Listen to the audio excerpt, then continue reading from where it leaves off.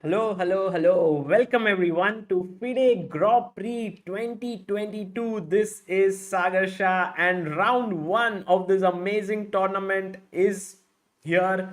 We're going to have a great time following this, and I want to welcome everyone who's here. And also, apology guys for my slight delay, but I was just trying to fix everything. It's a new tournament, had new layouts and all of it. Also, uh, I published an article just before coming here on our memberships, which I have pinned up there. So thank you all for your patience, and let's get it cracking. So let me see if people can hear me well and everything's good before we get going. Yes, today we are going to have a lot of guests also joining in, and I hope that you will have good fun along with them. But first, very quickly about the format of the tournament, just in case you are not aware of it, there are 16 players here that you can see on your screen. We have Vidit and Harikrishna from India taking part in this, who have qualified. Vidit is in Group C. Harikrishna is in it's called Pool. So Pool C, and Harikrishna is in Pool D. From top left, if we begin, we have Vladimir Fedosiev, Richard Rapport, Vincent Keymer, Wesley So, Leinier Dominguez, Daniel Dubov, Wojtaszek, Radoslav Wojtaszek, Gregory Oparin, then Etienne Bakro. We have Hikaru Nakamura, Levon Aronian, Vidit Gujrathi, Pentala Harikrishna, Alexei Shirov, and Alexander Grishchuk, and Andrei Esipenko, who was the last minute replacement for Andrekin, and Wojtaszek was the last minute replacement for. Guys, do you know who was replaced at the last minute? And this is something which the entire chess community is very upset about. Yeah, exactly. That's what everyone's saying here. Do you feel sad for that player? Yeah, absolutely. Absolutely. Tanmay Bhagwat, Singh Chef, Parth, Purna, exactly, guys. Ding Lijen could not participate because of the visa regulations, and he couldn't get his visa. Also, I think the Chinese regulations have stopped him from playing this tournament, which is a big blow because he is world number 3, and he has unfortunately not, I think all his paths to qualify for the candidates have been closed, which is kind of a bit upsetting. Okay, just so that everyone knows what the format is, very quickly, let me show you. First of all, this is happening in Berlin. 6 spots in the candidates have already been closed out. 2 more spots are left, which will happen from this cycle of Grand Prix. It's 3 events. Right now, the first event has started in Berlin, but the second one will be in Belgrade. The last one will also be in Berlin. We have Vidit Gujrathi, who is taking part here right from, why can't say, he traveled directly to Berlin from Netherlands to Germany. And we also have Harikrishna, who got the late news that he will be playing because Wei could not play, but Harikrishna is here. And also, this is pools A, B, C, D here, and we're going to follow the games of all of them. But I guess Vidit and Harikrishna will of course receive special attention. Today we have Levon versus Vidit and Alexei Shirov versus uh, Alexei Shirov versus Pentala Harikrishna.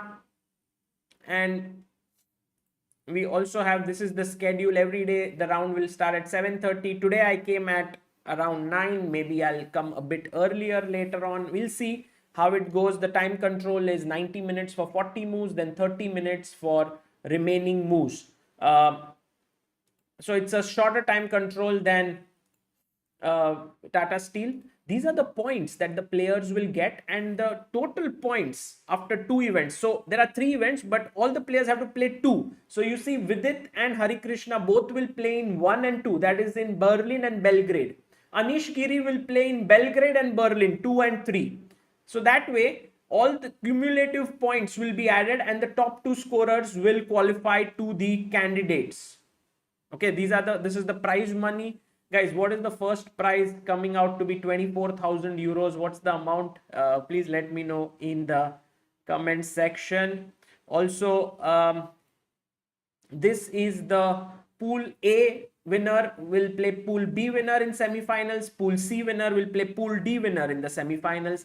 And I think I've explained this in my video. There was a video that I put up. There was a contest where you could win the Valentine's pack of Vedika's chocolates and also chess course by Praful Zaveri. I hope you guys tried because now it's closed. You cannot put your answer in that. So let's get it rolling. And also I have some very interesting news for you guys about India's Got Chess Talent. Let me show you a small bit of it. I'm just going to cut it out and show you. So India's Got Chess Talent. Judges, yes. We're going to reveal that today. So stay tuned for that. We'll see what is it going to be. 20 lakhs is the first prize. Okay, nice. Let's get to the game. First game we will check is Vidit Gujrathi versus Levon Aronian. What a cracker of a match this is going to be. Vidit has the black pieces. Remember, it's a double round robin. So all the players will play against each other with the opposite color as well. So right now, let's see the first what has happened here. Levon Aronian opens the game with d4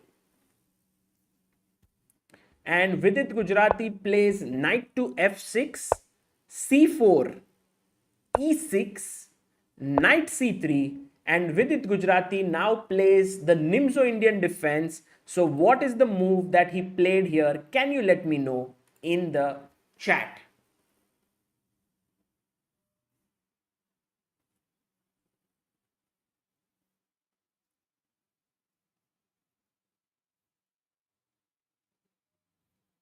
Yes, this is the I can put the live board. Thank you so much for this idea. I'm going to do that, and I should have done it before, but I forgot. But chat is always there to help me. Thank you guys.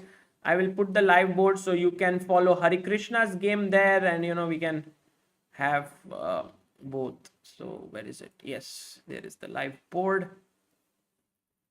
Harikrishna is playing an endgame, guys. Maza aane wala hai. We'll follow Harikrishna's game, and it's going to be epic. Okay, done. Yes, live board. Idhar live board bhi aa gaya. So this is Harikrishna playing against Alexei Shirov. Let me see what you guys have come up with in my chat. Chess moves, and yes, Bishop B4. Man, you guys are too good. Now openings and everything. Manan Nath, Rudranshu, Mr. Ben, roll number 80, Pushkar Jain, Darshan Patankar, Sanjay PD, Avirbhav Bose, Bhanu Pratap Singh, and Bharat Goyal. Yes, Bishop B4 is the move that signals the start of the Nimzo Indian. Vidit likes to play that. He goes for the Nimzo Indian. E3 by Levon, which is a very solid Rubinstein system. And now castles in the position. Bishop d3 was played, and Vidit played very, very simply with d5. So in a way, Vidit has some way converted it into Ragozin, you can say, but not 100%. If Levon now plays knight f3, maybe yes. But Levon decided to take, which is very surprising in a way, because you are opening up this bishop, but okay, the bishop does not have great squares to go for right now. He played a3, and now the question to all of you is, would you take on c3 or would you move your bishop? But if you would move it, to which square would you go to? Let's see how many of you can think like Vidit Gujrathi.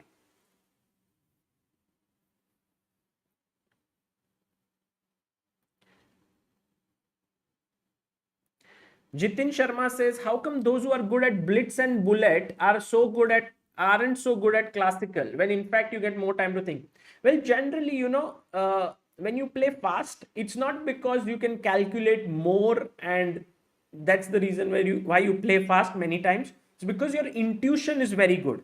And when you have more time, sometimes if you play on intuition, it becomes a habit and you're not able to calculate very deeply, and that could be one of the reasons, although it's too simplistic of an answer, but I think it's partly the reason. Okay, so many of you have given the answer here. Bishop d6, fantastic. In fact, I would have also thought very seriously about taking on c3 here, but after bishop c3, bc3, white gets the bishop pair. Although it's not unthinkable, and c5 is a very natural way to play. Knight e2, b6, castles, bishop a6. Guys, do you remember this classic game? If someone can tell me which game I'm talking about here, I'll be super impressed. Let's see. Yes, Tarun Bansal, after bishop d6, knight b5 can come in that position, but you can then move away and then play c6 and push the knight off as well. Does anyone remember a classic game in which this opening was played? No, not Anand's game. Very famous game. No one, yeah?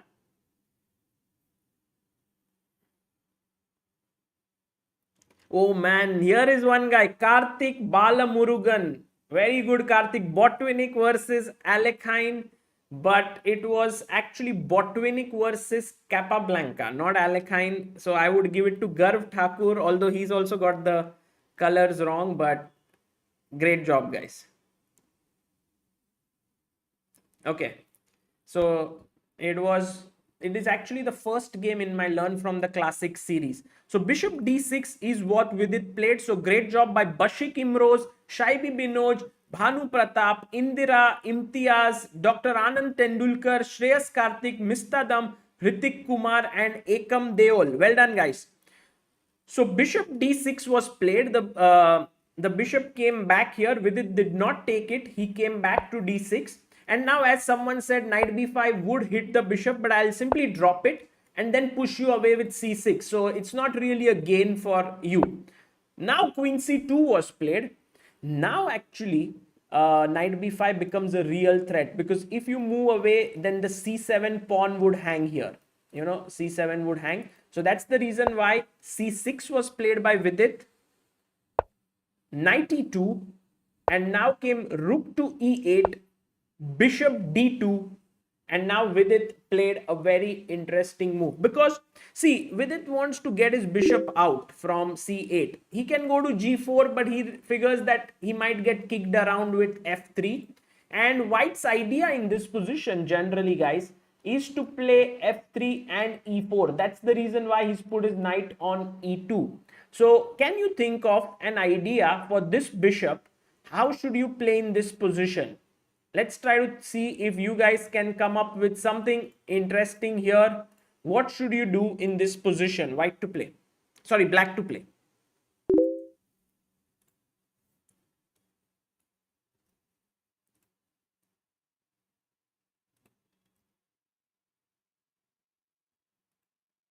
Oh man, you guys are too good, yeah? Too good. Or have you seen the game already?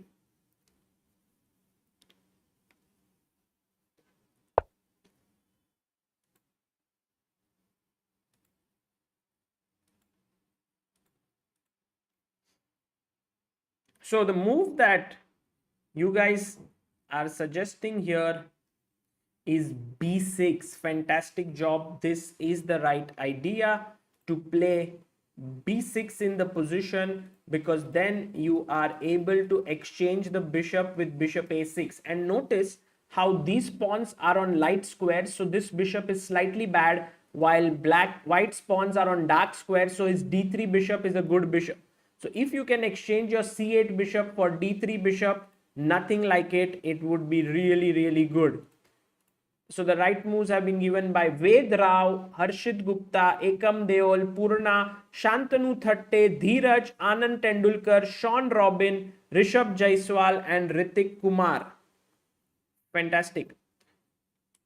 Okay, so the move now that was played was b6, trying to get the bishop here. Castles, bishop a6, Levon goes king h1. You know, his idea is very clear. He wants to play f3 and later e4. So c5 was played by Vidit, and I think it's kind of a knee-jerk reaction when your opponent plays f3, you go c5, but Vidit did it a little too soon, I would say, but it's not bad, of course. Rook d1, and now Vidit went for the move g6. Well, it's not anything against the setup as such. G6 is a little bit weird because why would you move your pawn in front of the king just like that?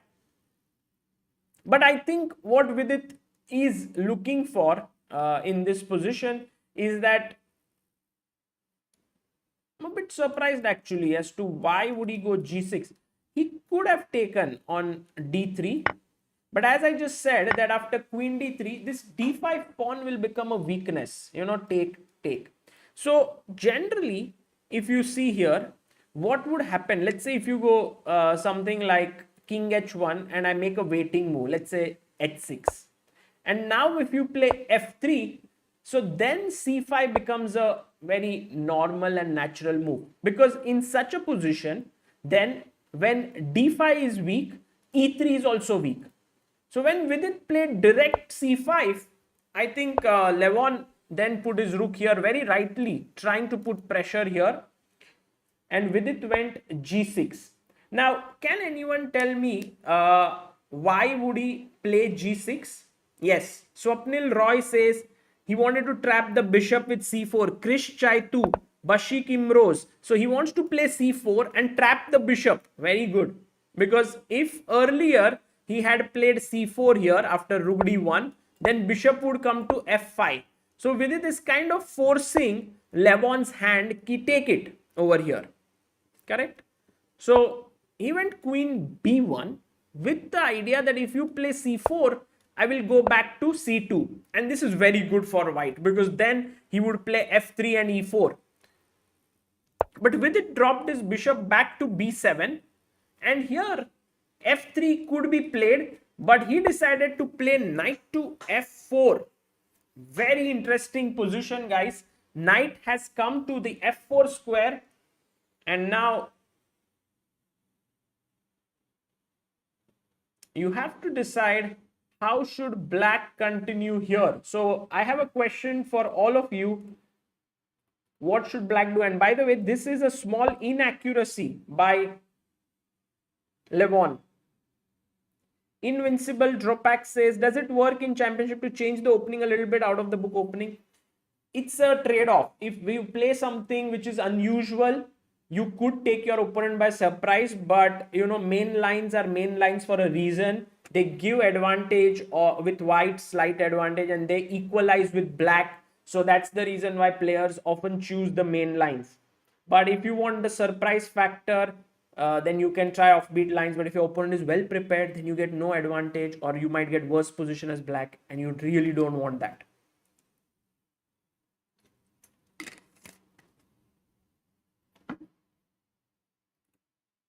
Let's see what are the moves that you guys are suggesting here. Vidit has gone for the move knight bd7, and let me see how many of you have come up with that. Very interesting. Many of you wanted to take on f4 and many of you wanted to play knight d7. So Aditya Pawar, Ramyata Ambilwade, information through animation, Saswat Parida, Jerome, Karthik Balmurugan, Dhruv Sidana, Om Prakash Tambi, Shivangi Mishra, and Killer Knight Chess team. Well done, guys. You were able to guess the move that was knight bd7 that Vidit played, which is a good move, I think. Just finishing development, and Vidit is telling Levon that what do you want to do. Now, a lot of you wanted to take on f4, which is interesting. But after e takes f4, if you were to take on d4 and say, oh, I'm a pawn up, then actually Levon will go knight e2, and this is typical Levon style. He wants to now win this pawn. So let's say you try to defend it here, then slowly what will happen is he'll go b4, queen b2, and try to win this, and then make use of his bishop pair. That is how he wants to continue. So taking on f4 maybe not the best idea here in this position. So that's the reason why knight b d7 was played, which is a very simple developing move by Vidit. Okay, so now the question is, what does white do here? Because Vidit says to Levon that, look, I have finished my development, all my pieces are out. Next move, I can go queen e7. Maybe if Vidit gets time, he would love to play a6, b5, c4, start moving his pawns on the king side, queen side. But playing c4 has to be a very well-timed decision, because then white can go f3, e4 in the center. Karan Lamba says, what about queen c7? Karan, this would have been good, but knight b5 is possible there. So that is the problem. Shaibi Binoj and everyone saying here that b4 should be played. I have my doubts about this move for a few reasons. First of all, c4 may not be such a bad idea. But if I take, let's say you take, then here black has a very nice move now. Black to move. What would you do here? It's a very interesting move, which gives you quite a bit of an idea about what's happening here. Black to play.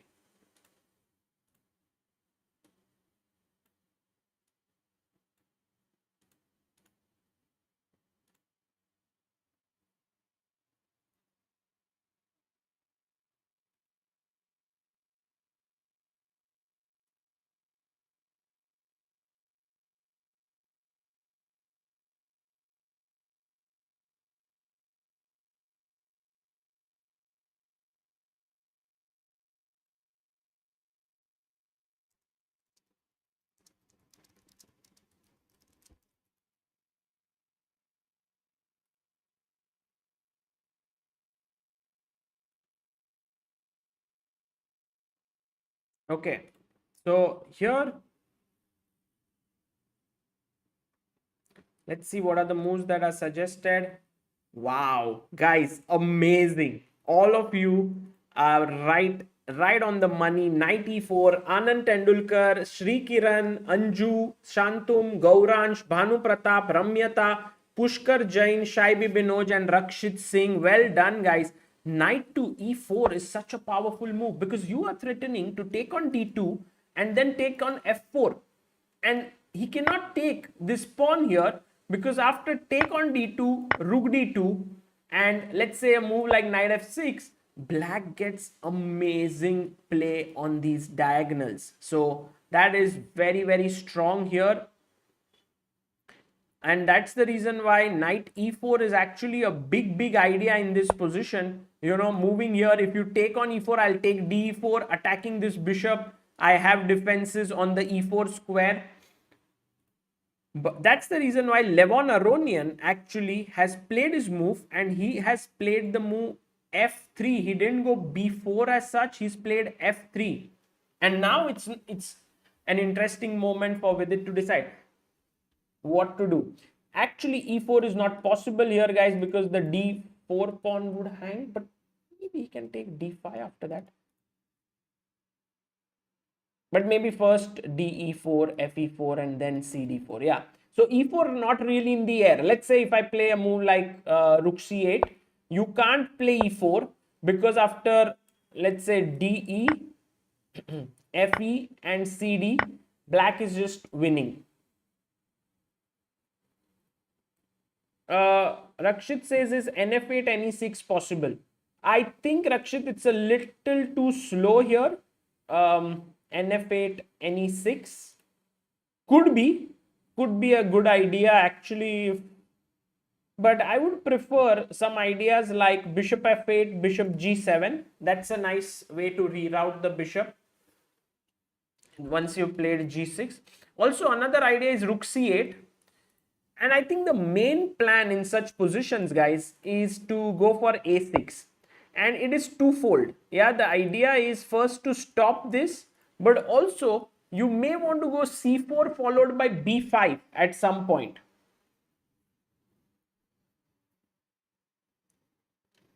Yes, Saurav, this is the event for which Vidit had qualified from the World Cup, where he finished in top 8, and now he can go to the candidates if he wins here.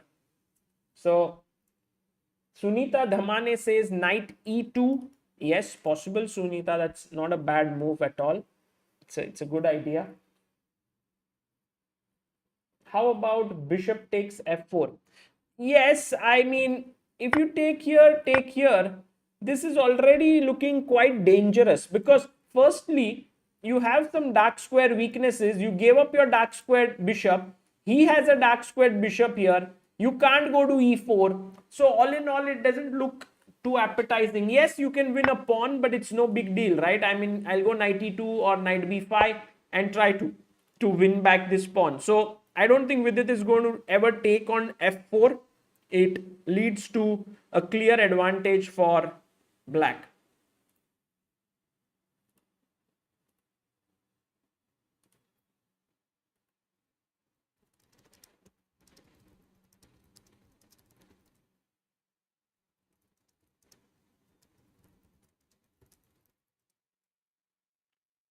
How many from here qualify to the candidates? Not from this event, but cumulative score of 2 events that you play in Grand Prix. 2 players will qualify to the candidates from there. Let's go to Harikrishna's game after this, because right now Vidit is thinking he has 36 minutes. Levon Aronian has 34. They have 24 moves to make to reach move 40. So time pressure will play a role here, and I think Vidit really has to take care, because in Vaikanze, if you saw, one of the major things that really impacted him was time. He was thinking a bit too much in some of the positions, and I'm sure he has put his thought around it and he will try to play a little faster here.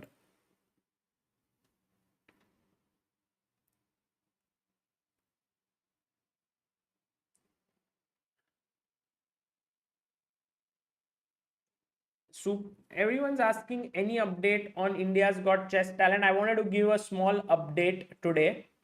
And this is something very interesting. I don't know if I'll give you right away right now or I'll wait for a few minutes. I wanted to invite a guest, but somehow it seems like the guest is a little bit caught up. So maybe tomorrow. But I'll give you the I'll make the announcement before we end. What about the last contest chessboard? Well, a lot of people got the right answer. So we had to choose one and we did a lucky draw, and the one person who got the award, we have written to him in the comment section. You can see that.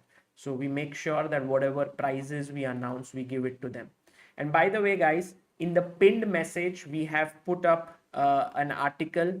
You can check it out. It is about the memberships that we have here, and with that we helped a chess player, and the entire story, how they will utilize the funds. It is Shreya Hiparagi, 12-year-old from a place called Sank in Maharashtra. It's a small village from where she comes, and she's won several medals for India already at the age of 12. So thank you all for supporting her. Soon I'll announce the December and January fund as well. I've been working on it, but for now, this is the November fund. Thanks to all the members on this channel who contribute. We are helping chess players become better. So thank you. Thank you so much. Means a lot. Okay. So while Vidit thinks for his move, let's go to Harikrishna's game, and also I'll change the live board here to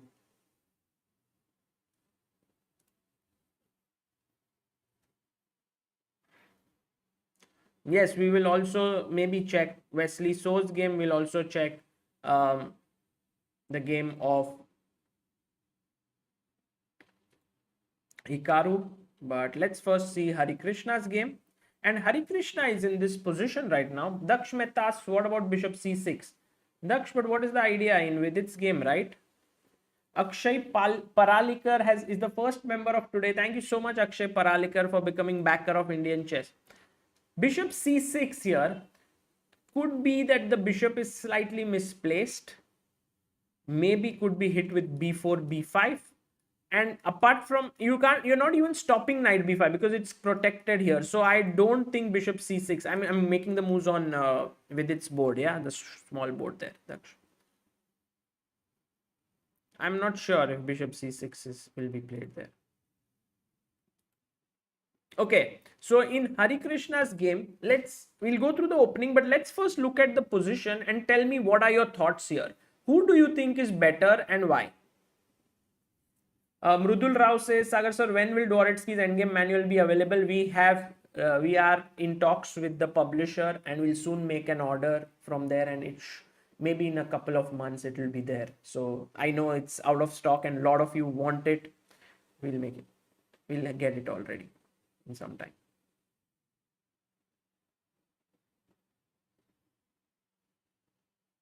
Okay, equal position says Anand Tendulkar. White because bar, not really. I mean, bar is kind of equalish here. Black is better, but Hollow Man says pin every which way. Yeah, that's true. It's pinned here and here. Black has an active king, Kanwa Sen Gupta. Very good. That works for black in black's favor. Black is better 2 versus 1 queenside majority. So good. So good. Rahil Medhav. Well done. White is covering more squares. No one's really saying that black is actually a pawn up. Shirov has 27 minutes. Harikrishna has 52 minutes. Bhanu Pratap says, Sagar, I think this is a draw, but white really needs to be careful about b5 and the passed pawn. True, true. Guys, you have to look that Harikrishna is actually a pawn up here. So that should count for something. We also have a second member for today. Pratham Shah has become promoter of Indian chess. Thank you so much, Pratham. Thank you for supporting Indian chess. Okay, guys, now let's try to understand a bit more deeper.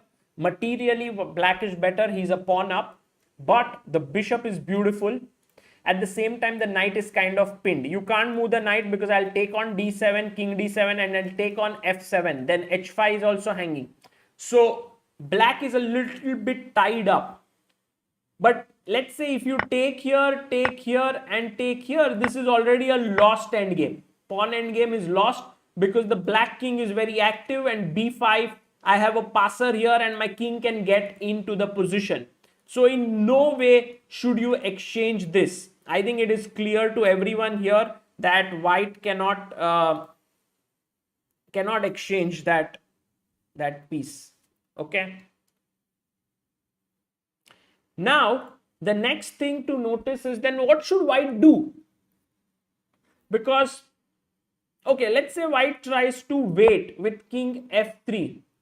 Then what Harikrishna might do is he might start to push his pawn to b5, and eventually it can become quite dangerous for white. Now, let's say, for example, I still wait. Maybe b4 is what I want to do, but b4, there is rook d4.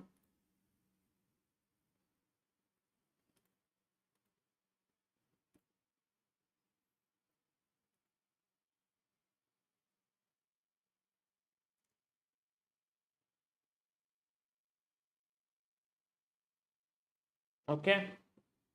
But yeah, true. I mean, how do I go b4? Let's say, yeah, it's a blunder actually. b4, there is bishop a4 and check here, and that's very bad. So you can't even play this.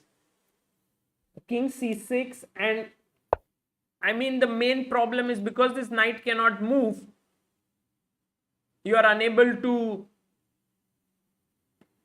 take advantage of this. So it looks around equal.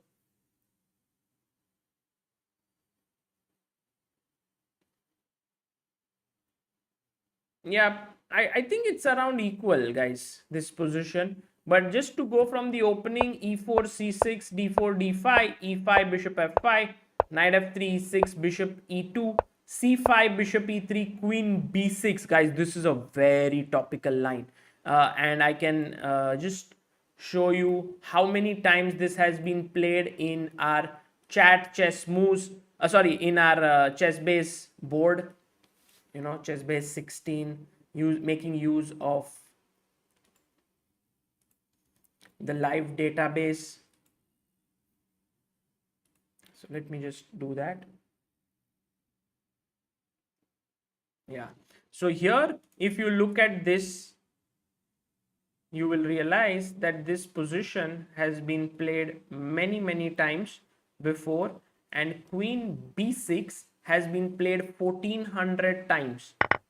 Knight c3 by Shirov, knight c6, castles, queen takes b2. Very interesting. It's taken a pawn. Queen e1, c takes, bishop takes, knight takes, bishop b4, 173 games. Rook b1, bishop c3. If you take queen takes c3 here, then rook takes b4 hangs. So that's the reason why bishop c3, rook b2, bishop e1, rook b1. So here Harikrishna has won a pawn, but black pieces are extremely active. In fact, he's pawn up. So h5, h4, h5, knight f5, e5, c4. Shirov tries to open, and you can see Shirov versus Blue Baum has already happened here. Shirov has already played this position before once. Knight e7, rook d2. So this database, that ChessBase and Mega database which I'm using here and the live database, is very useful for you to prepare opening. See, Harikrishna also uses it, and he was able to prepare this opening against Shirov. So long castle has been played before 14 times. f4, d takes c4, rook d8, bishop c4, and now knight d5 has been played. Rook c1. And they're still following a game in 22nd move, which is Boni versus Doknas. This was a correspondence game played by email.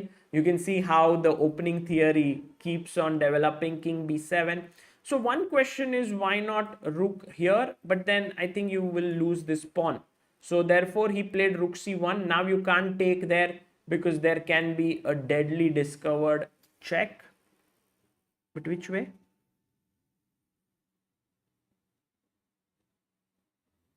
Oh, what do you play here, guys? What do you play here as black? As white. White to move. It's interesting, actually. It's very interesting.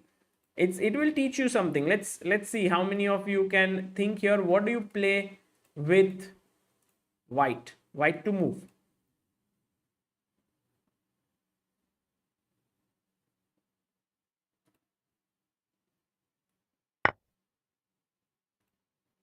I'll put it here. What should white play? Very nice move, actually. No, try to think, guys. Try to think. Don't be in a hurry.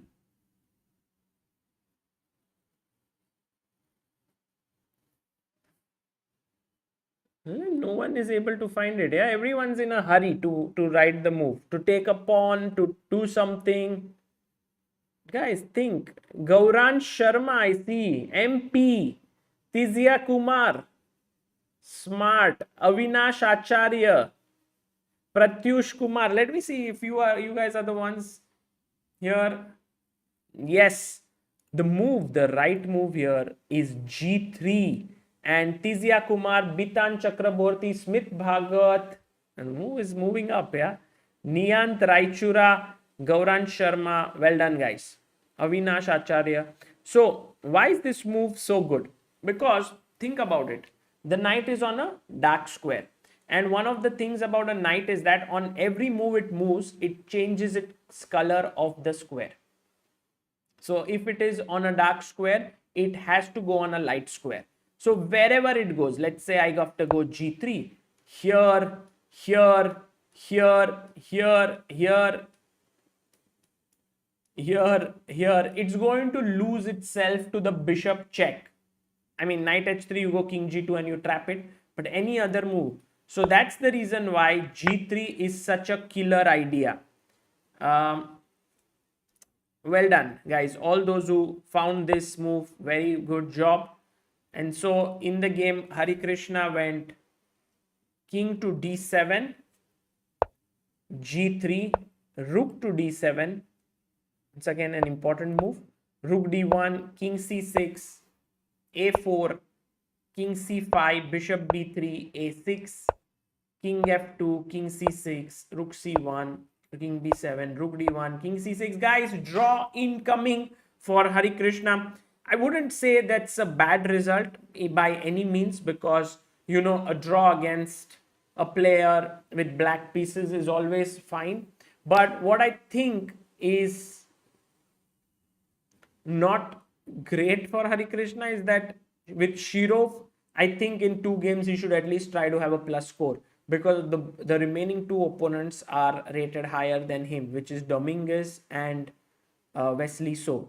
So here it is a draw, it seems. Let's go to Vidit's game and see what is up there, while this game seems to be ending in a draw.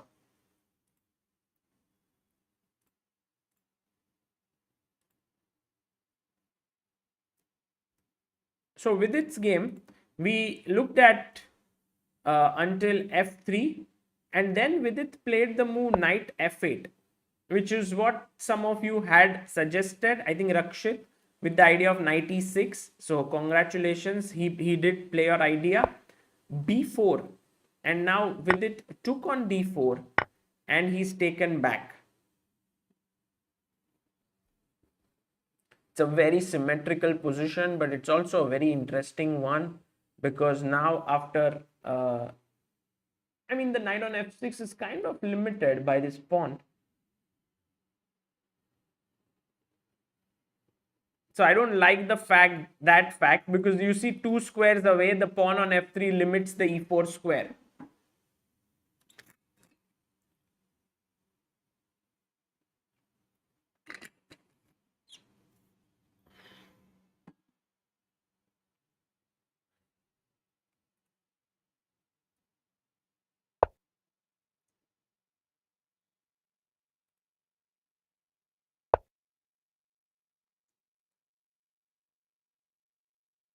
See, Grishchuk, his time is 10 minutes, says Abhinav Gupta. Grishchuk always low on time. Yeah, he's always playing low on time. But I think what Vidit might do here, guys, is that he will play knight e6. And then he will offer a trade which Levon will take, most likely, rook takes. And we will reach such a position where there could be a pin. It's very symmetrical in a way, but at the same time, there are some problems for both sides to solve. Like e3 is a definite weak square, but at the same time, it's not so important. d5, there is pressure. This bishop is slightly bad, but this bishop is excellent.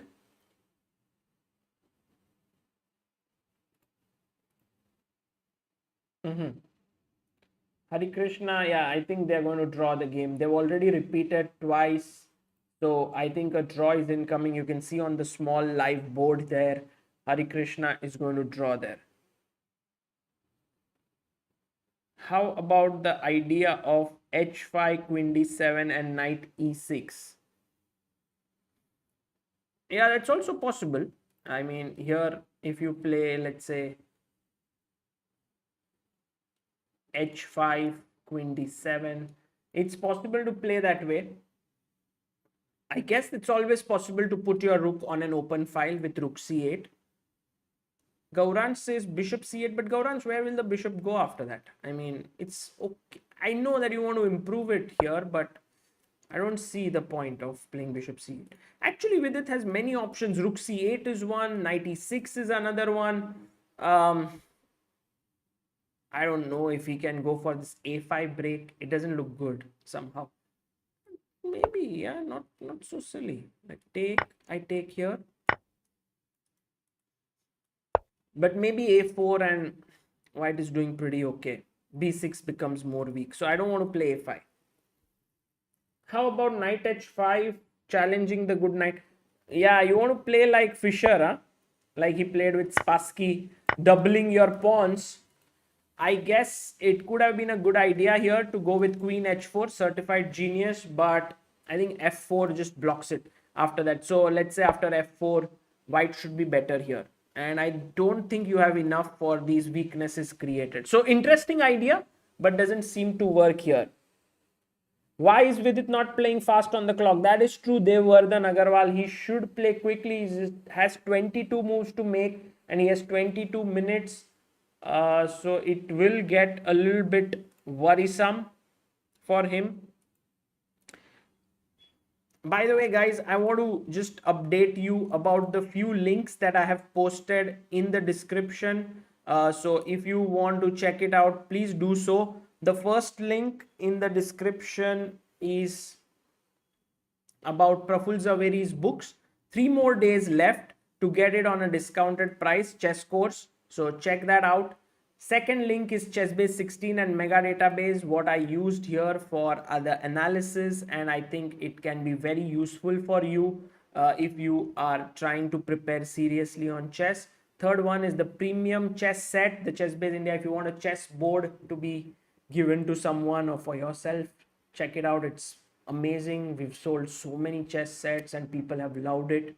And last one and the fourth one is the Valentine's Day offer by Vedika's Chocolates, which is also one of our prizes. So check it out. There are many different sets, I mean the packages of chocolates, which could be a good Valentine's Day gift for if you believe in it. Yeah, I mean there's no need to believe in it, but if you do, then that can be interesting. Oh, Vidit has taken on f4. Wow. Asim Khan says Grishchuk took 50 minutes on move 10. Wow, we're going to check that game now. But bishop f4 by Vidit is interesting move. He's given up his bishop pair. And now after bishop f4, what is his idea? Because if you play knight e6, there is bishop e5, right? So it doesn't seem like a... I think white is better here, at least very slightly. So bishop takes f4, bishop f4, and Vidit wanted to play knight to h5. Wow. Okay, knight h5 has been played. Okay, one question to all of you here. If he goes bishop d2 back, what should black do in this position? Black to move, what do you do? Quickly. Abhijit Gupta in the chat. Hello, Abhijit. Nice to see you. The Mr. Commonwealth and a wonderful chess player. Abhijit says knight h5 is his idea, and of course Abhijit is right. He will play it. Vidit has played it. And if he goes back now, this is actually some trouble, yeah?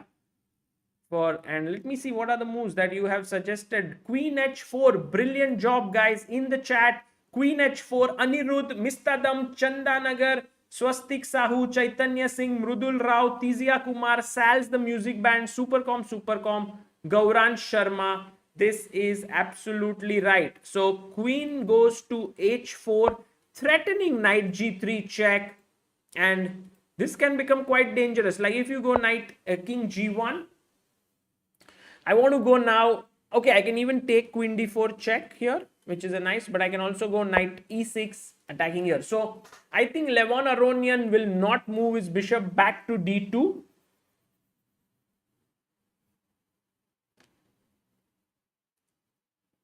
Hi Sarvanan, and Sarvanan says, did you just call Abhijit Gupta as Mr.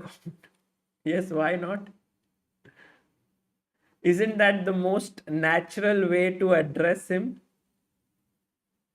Oh, hello, Adiban is here. Greedy Weedy going after the d4 pawn. I think the three people who are right now here, I would love to have them at some point on our commentary in this coming days, even for a few minutes. All three of them, wonderful people, wonderful chess players, wonderful chess commentators as well.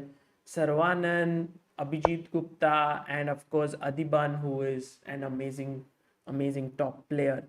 Cagnus Malson says, "Oh, I totally believe in Valentine's Day, just that I have got no one to believe it with. Would still love the chocolates for myself, though." Yeah. Well, you can love yourself, yeah. It's always possible. Sometimes I wonder, like Valentine's Day and all of these days are created for selling stuff. On the other hand, it does give some kind of vibrance to relationships and stuff like that. You do something special on that day, so I'm kind of a little bit torn between the two. But yeah, I think Amruta kind of, I don't know if she believes or not. Maybe tomorrow we can ask her. Tomorrow Amruta will join. Tomorrow is my 8th wedding anniversary, 5th of February. It's been 8 years already. So,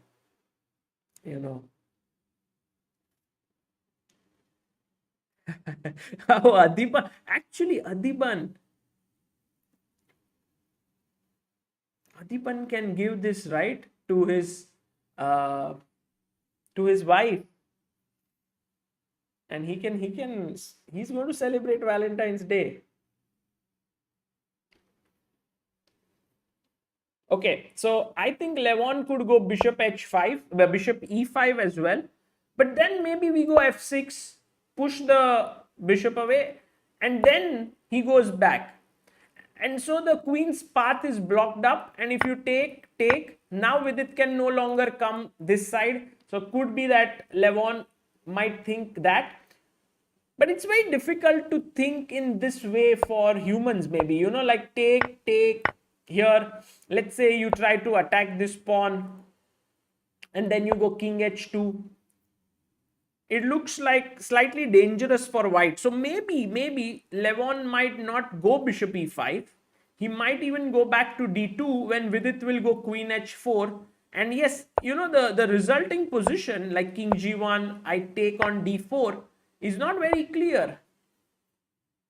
I mean, although white is pawn up, black is pawn up, white has the bishop pair. So you have to be careful.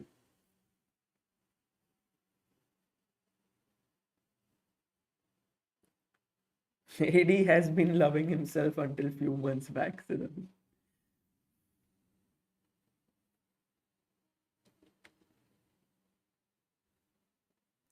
Okay, so let's go to that position in the game of Grishchuk where he thought for 10 minutes. Sorry, on the move number 10, where he thought for a6 by Grishchuk, bishop a3. And look, Grishchuk has 1 hour 22 minutes and he took, what is this? 22 plus 25, 47 minutes. San Hill, thank you for your super chat. I don't know. I mean, Grishchuk would be thinking about many different ideas here. He might be thinking, should I take? Should I not take? Should I play queen c7? Should I play rook a7 with the idea of b6? Should I go knight bd7? So he thought for 50 minutes and then he took knight takes.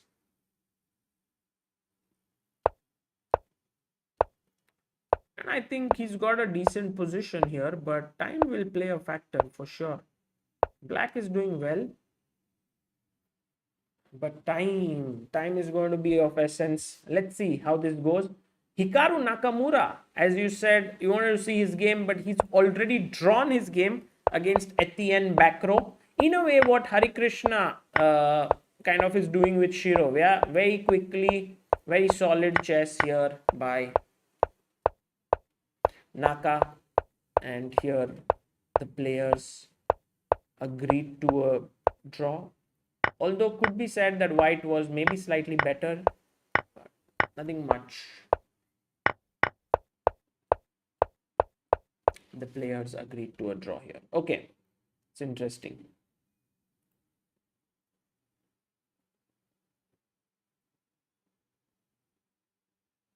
Sir, wedding anniversary in premium chess set says. Maybe tomorrow, yeah, we'll think. Oh, by the way, Levon has played bishop e5 here. Interesting move. He's played bishop e5, f6, bishop g3, and now you take here.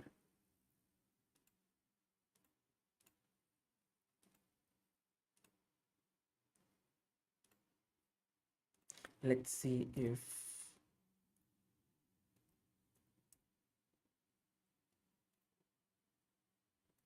guys, what do you think is going to happen in the game of Vidit? I'm going to put a small poll here for all of you to answer.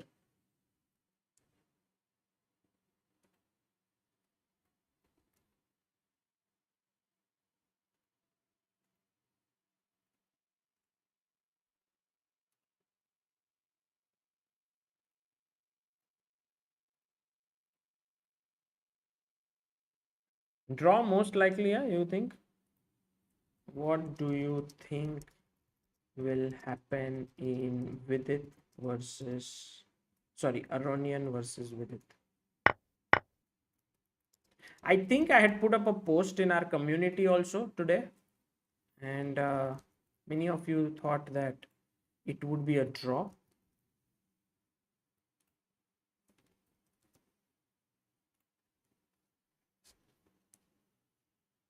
So now, if bishop g3, I think Vidit will take, and he has taken and now takes. Okay, this is an interesting position, guys. So in one sense, white has got these doubled pawns, but on the other hand, black's bishop is horrible. If we talk to this bishop, he's like, "Arey yaar, I have no scope in life. I can't do anything." So black now with it has to decide about this bishop. But at the same time, the knight is also shouting, "Hey, what's my future?" So with it says, "Hey, your future is that you have to defend these guys here." Okay. Queen says, "Where do I go?" You're like, "Oh, you can go to c7, attacking on g3 and c3.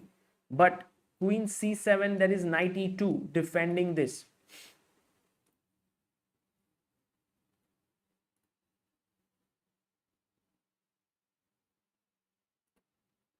And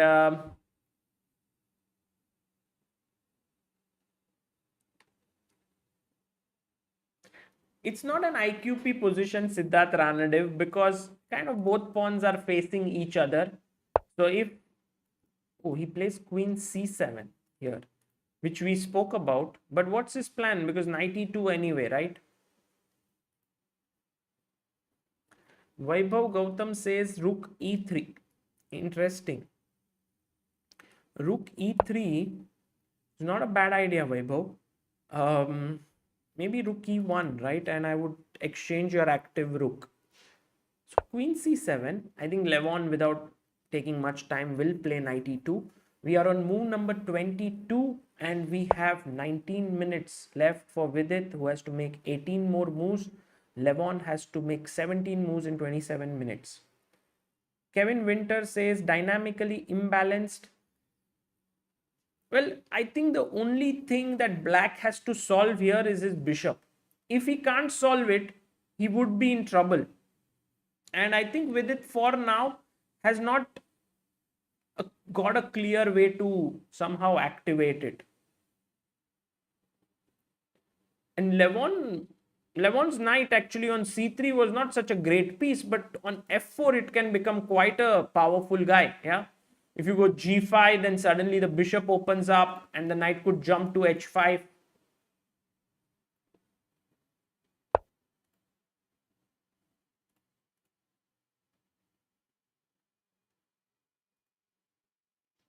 Guys, we have a guest who's joining in. Let's see. Any guesses on who he is?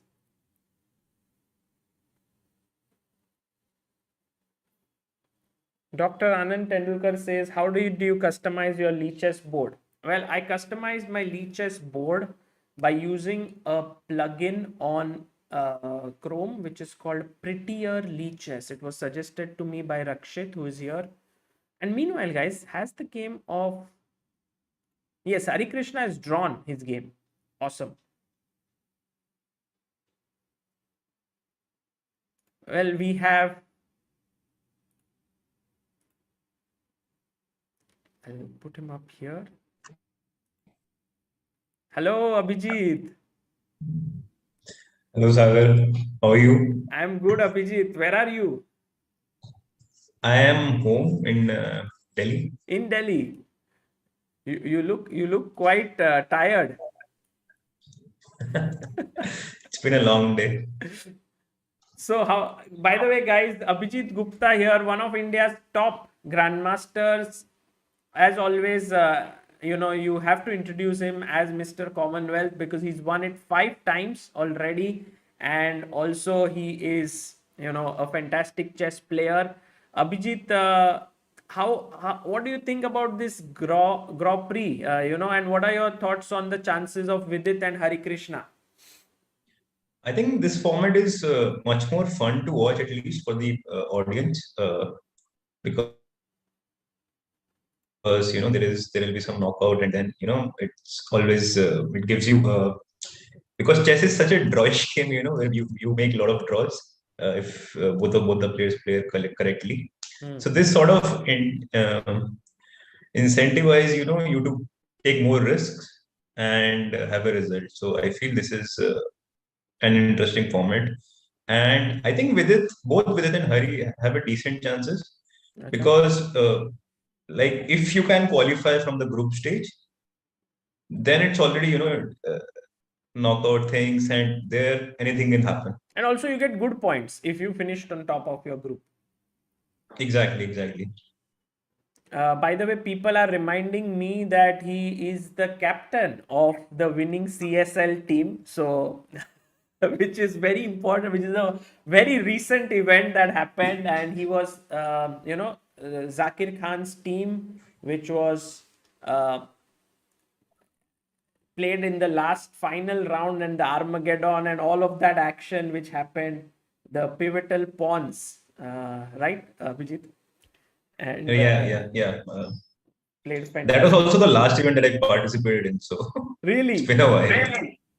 Yeah, because of the COVID situation, tournaments keeps on getting delayed or postponed. So yeah.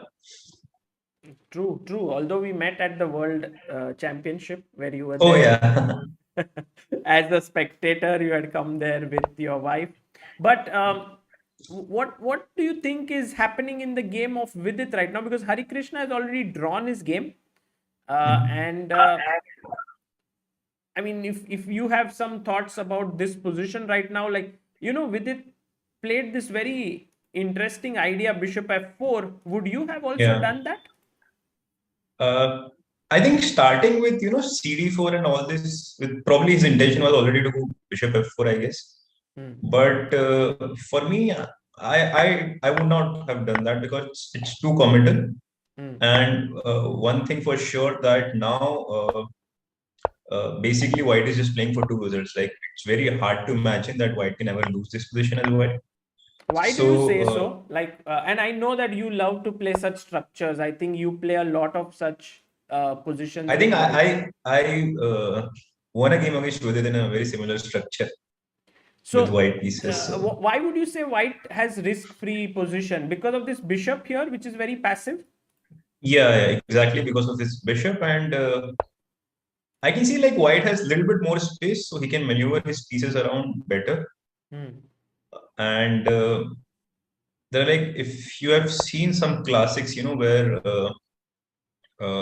let's say Fischer was playing black against Saidi, I think, where you get this position with knight versus bishop, good knight versus bad bishop. Guys, this is a game I'm going to pull up while Abhijit is speaking. Yeah, so in that, at least White has a plan, he wants to achieve. Like he wants to exchange everything besides knight and the bishop. So if I can Probably in this position, it doesn't work so much because if I change the bishop for the knight, you'll have this diagonal to go bishop a6, bishop c4. But in general, that is what white wants to To play achieve, with like to this exchange knight major against pieces. this bishop. Yeah. And also, like, I seriously don't understand, like, completely as to how white should also continue pushing here. It doesn't seem so simple. Do you exchange the rooks? Like, you try to go knight f4, rook e1? Probably one rook I'll try to exchange at least, but it's hard to imagine exchanging only one rook because how do you do it? Also, knight f4, g5, it's not very easy for white to stabilize his knight on f4. Yeah, I think the only plan which I can see is to exchange rooks at the proper moment. Maybe bring king to f2, king g1, king f2. Just play calmly, yeah? Yeah. By the way, So guys, this game that Abhijit was just mentioning, FIDE versus Fisher, very important and interesting game. I'm going to put this up here for. also there was a game before that, probably in late 30s or early 40s between Keres, I think. They had a similar structure but with different color. Okay. I am not aware of this game, but I knew this Fisher game. So just so that people also can see it. Wasn't it Yeah. this one? Yeah, exactly this one. So basically, what White is trying to achieve in with this game is something similar, where you get this knight and the structure is almost same. I mean, structure is same because only thing is pawn is on b5, but that doesn't matter so much here. So here you are saying that this bishop is kind of stuck to defense of this pawn, and this knight should be rerouted here. So, Yeah, also like basically, yeah, you want to. It doesn't matter where you put the knight right now. You basically want to, h5 was very important here h5 to stop g. Yeah, you basically want to get your king to f5, play f6, g5, and advance on the king side. Oh, nice. Yeah, so Vemuri Vamshi says, how the hell do they remember all those games? probably just by repetition, like you go over it, more than once.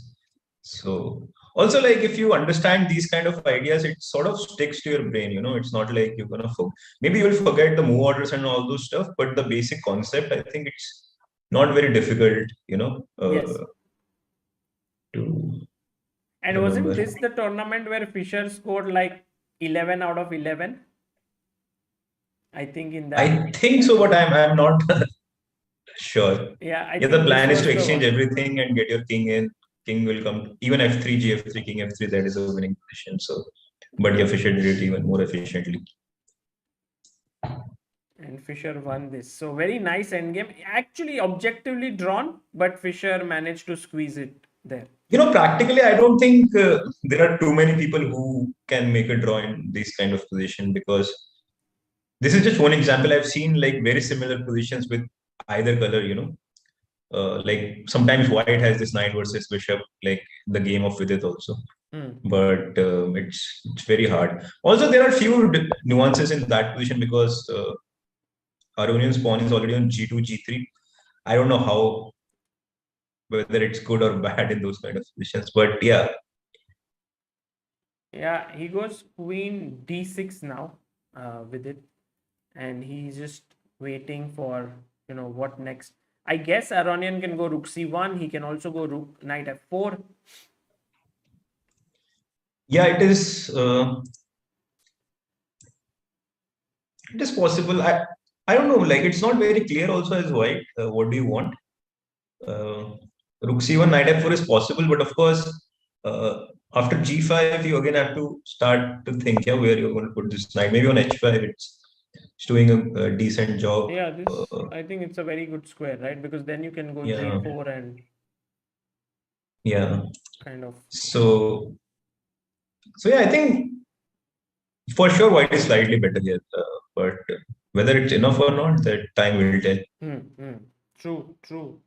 Very interesting position. And some people are saying, like, so Arnab and Nature, they are saying, why not play Queen C8, Bishop A6, or Bishop C6, Queen D7, Bishop B5 as black? Yeah, it's sort of slow plan, but Let's also once say you I play. start this, you go Rook Also, C1, I yeah, go here. Rook C1, yeah. Also, I was not sure what was happening after B5 and A4 if I could just grab more space on the queen side, You just do that. like Okay. before Rook C1, but it was possible. And A4. Yeah, true. So maybe this bishop is the key issue here, but yeah, I think for now with it is within the, although he's slightly worse, he's still within the drawing margin, right? What would you say will happen? And also the time pressure is one factor. 15 minutes left. I think Vidit missed somewhere, I'm sure he didn't want to get into this position when he started with, CD4 in the beginning, because there all three results were possible, and like something like C4, A6, B5, something like that. It's, yeah, In even fact, E5, in this position, somehow the engines are very positive even about A6 here, yeah, black's directly. position. Yeah, A6. Yeah, because if you remember in CSL, I played a game against Anish where he sacrifices queen in the end and Very pretty sort of game. checkmated me. Yeah. We had a very similar structure where he got c4 b5 in very fast, and I think I had gotten his dark square bishop, but still it was sort of uncomfortable to play this because you're never really getting e4. Like it's very hard to get e4, Hmm. and if you don't get e4, then what are you doing? In this position. So Right. So probably if here he was you getting don't e4. get, I yeah, don't I know. think he because he has the queen, bishop, and knight, maybe for him it's possible to get in e4. Yeah. Also, I didn't really understand, like, if you wanted to go bishop b7, like, if you wanted to play this structure, then you should have taken, no, like, on d3 and Yeah, probably done something. take. I mean, okay, I understand that once you play g6, you want to play c4 also. Otherwise, you would not weaken the g6. I guess he could have just taken on d3 here even before c5. Like he could have taken here on d3 and played knight bd7. That should have been the simpler way. But I think with it tried to be a little ambitious with c5 and g6. Yeah, exactly. Like, this is what I also felt, that started getting more and more ambitious here. And yeah, here a6, I don't know. Like, it felt very natural. Also, you want to stop knight b5, in certain moment. Yeah. Uh, and you're threatening c4, b5, which is a big threat. Not at all easy to see what white wants after that. Correct. Knight Uh, bd7. Yeah, and then we reach this position now by yeah, forced and like knight h5, bishop e5, as you said. This is kind of risk free. yeah. Probably queen d6 is a better move because anyway white has to go knight e2, I guess. Here. I mean, you don't really want to put king h2 there. Hmm. And queen is, of course, better placed on d6 as Vidit moved back to d6 here in the final position. But he went like for this double attack. Of course, Levon defends Yeah, he's it. sort of forcing knight e2, but I don't think it was required because white Anyway, anyway white wants wants to to. do that. Yeah. Queen d6, and now rook c1 has been played. And rook 3 e7 by Vidit. I think this is going to be some kind of a very classic endgame grind by Levon. This is the feeling I get somehow, because Yeah, it's going to be long game for sure. I don't see this game getting over very soon, so it's going to be long night for you. yeah. No, I'm ready for that. But my only question is, what is your sense of Vidit? You've played him so many times. I get a feeling that when he's slightly worse in such end games, I mean, he's not the best defender as such. He can press very well with small advantages. But do you also think so? No, I think you are absolutely right in that sense. You have hit the nail on the coffin. Like it's this is an aspect in his game that he doesn't like to defend. This two rules position. I mean, nobody does. Nobody likes to do it. But the amount of games he loses in such kind of position, he should not like consider. He's so strong, so well versed in different kind of positions. Uh, but yeah, I think he's improving, and like even if you see his games in Wike and all, he did remarkably well. Also, one game there, he had a similar position which he managed to hold. I'm not remembering it correctly. He was black also there. Like one of the last few games, I'm not remembering whom we played there. Magnus. But yeah, yeah, Magnus. Okay, Magnus. That rook Vidit endgame. gave him enough chances to win. Actually, it was just it was a simple draw at first. Yeah. But that happens, against Magnus. Yeah, nobody gets a simple draw against him.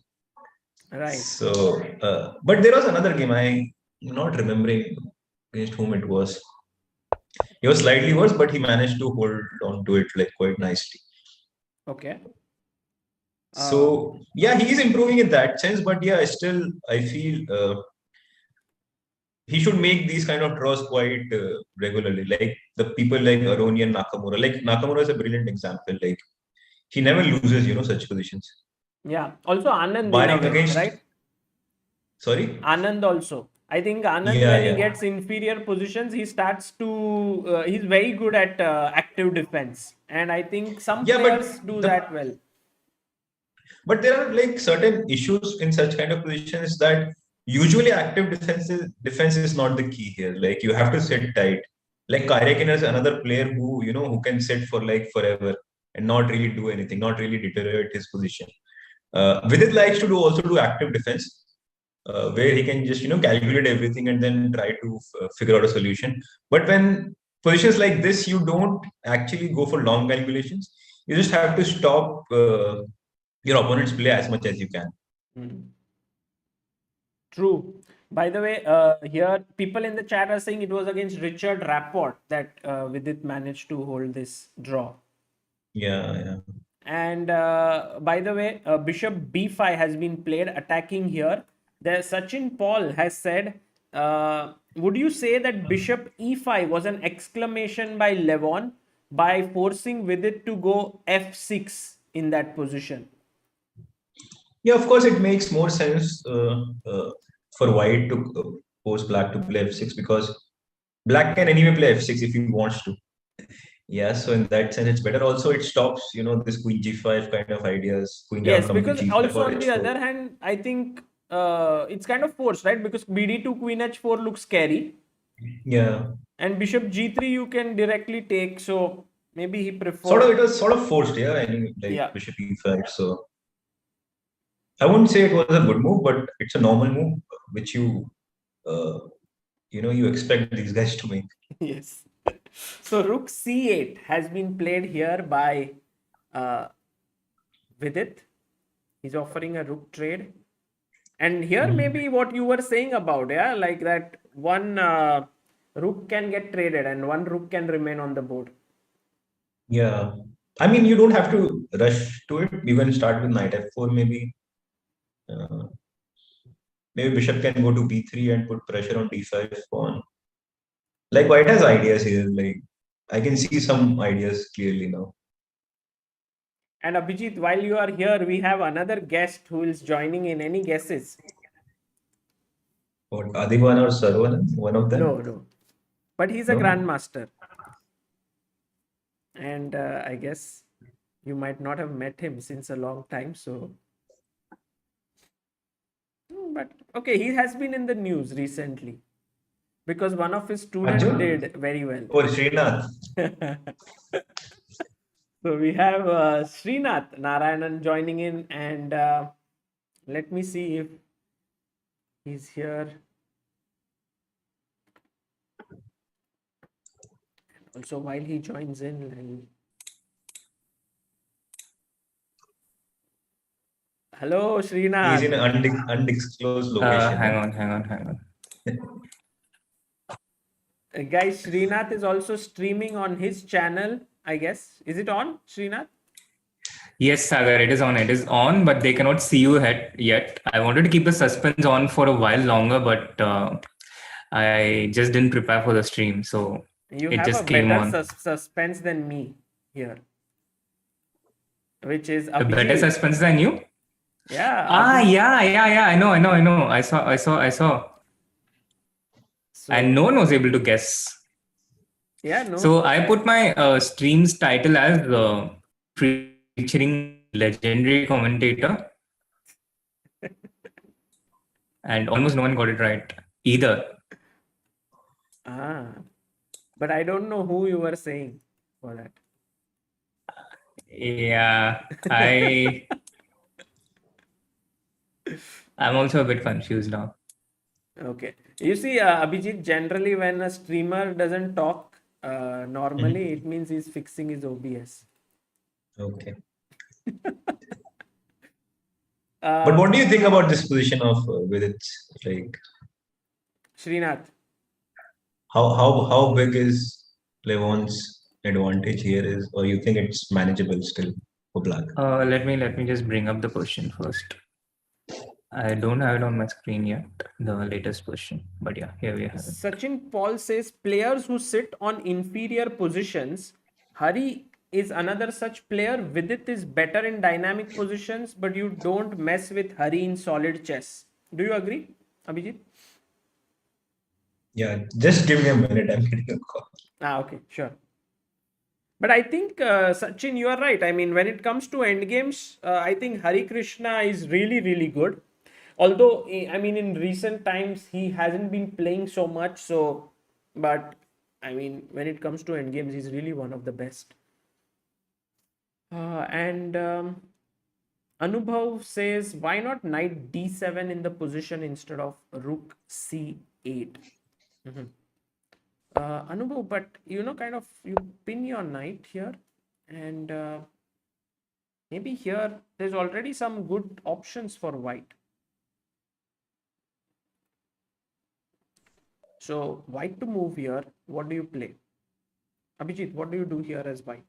I want to test you and the chat. In fact, I'm testing the chat, but guys, let's see. Queen f4 looks decent. I don't Oh know. man, very quick, very good. Let Very me see strong. if anyone was able to get this. No, because in the current position also, what they have, I think Queen f4 was Well, a move. yes, Wow, I Abhijit, mean, how do you have such a good camera? I have a good laptop also, so I mean, it feels like an upgrade. I don't know. It's just webcam. I'm not using any external camera. Okay. Sorry, Sahar, to interrupt. no, I mean Queen f4 is the right move, and I think Dr. Anand Tendulkar found it. And well, the main point is if you take here, I take with the knight, and all of a sudden this is pinned. Rook is coming to c7, bishop is And now you pinned. can see this, bishop into d7, and you get the position I was talking about. Because eventually True. you will exchange all the rooks, and it's very similar to what So we let's were say discussing earlier.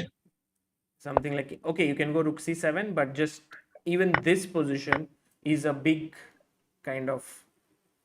I mean, white Although, can press, yeah, here. yeah, but here with the rooks on bishop a6 is coming, it's not that easy. But I mean, the whole thing, like if you can exchange the rooks, then it's good to exchange the bishop for the knight, not the other way Not around. now, not now. Correct. Okay. Yeah, So rook c8 makes sense. Knight d7 was not a great idea. yeah. So knight f4, queen f4, there are many moves for white, actually. But this is getting intense, 12 minutes left, 13 moves to make for Vidit, 13 minutes for Levon. But tell me, knight f4, can I go knight e6 if it's possible at all? Knight f4, yeah, Because I guess it's possible. Knight e6. And then if he takes, let's say you take with the rook, right? mhm, Rook c8, bishop bishop c8, c8, and rook c1. bishop d7. Yeah, and such a position, what do you think? Like maybe queen f4 and maybe small edge here with the active pieces. Yeah, it's kind of annoying to play this because ideally I want to play rook c6 and But then I I think take and I have to play rook c6 check and then because a7 hangs, right? yeah, and okay, give up this pawn maybe and go for some pawn to play. But because I don't really see what else can I do. Rook c7 is a big threat. But this is like pawn you lose with a check also.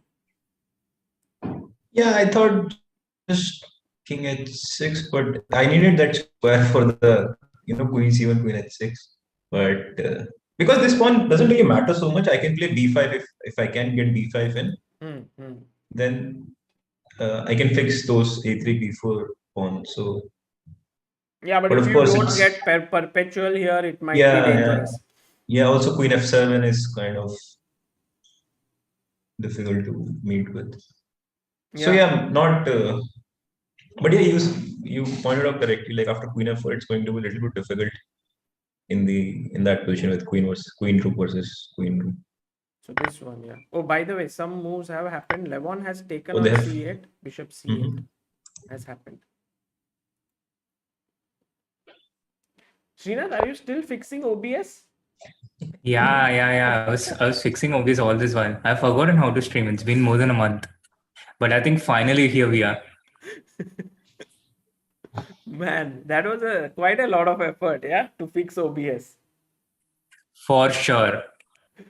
But no, I got it. I got the screen and then I did something and it went off. And then I was so scared because I have WhatsApp on and I was carefully clicking everything so that I don't reveal anything. Abhijit, if people could see Srinath's WhatsApp, what do you think would be the most scary thing for him? Who are his students?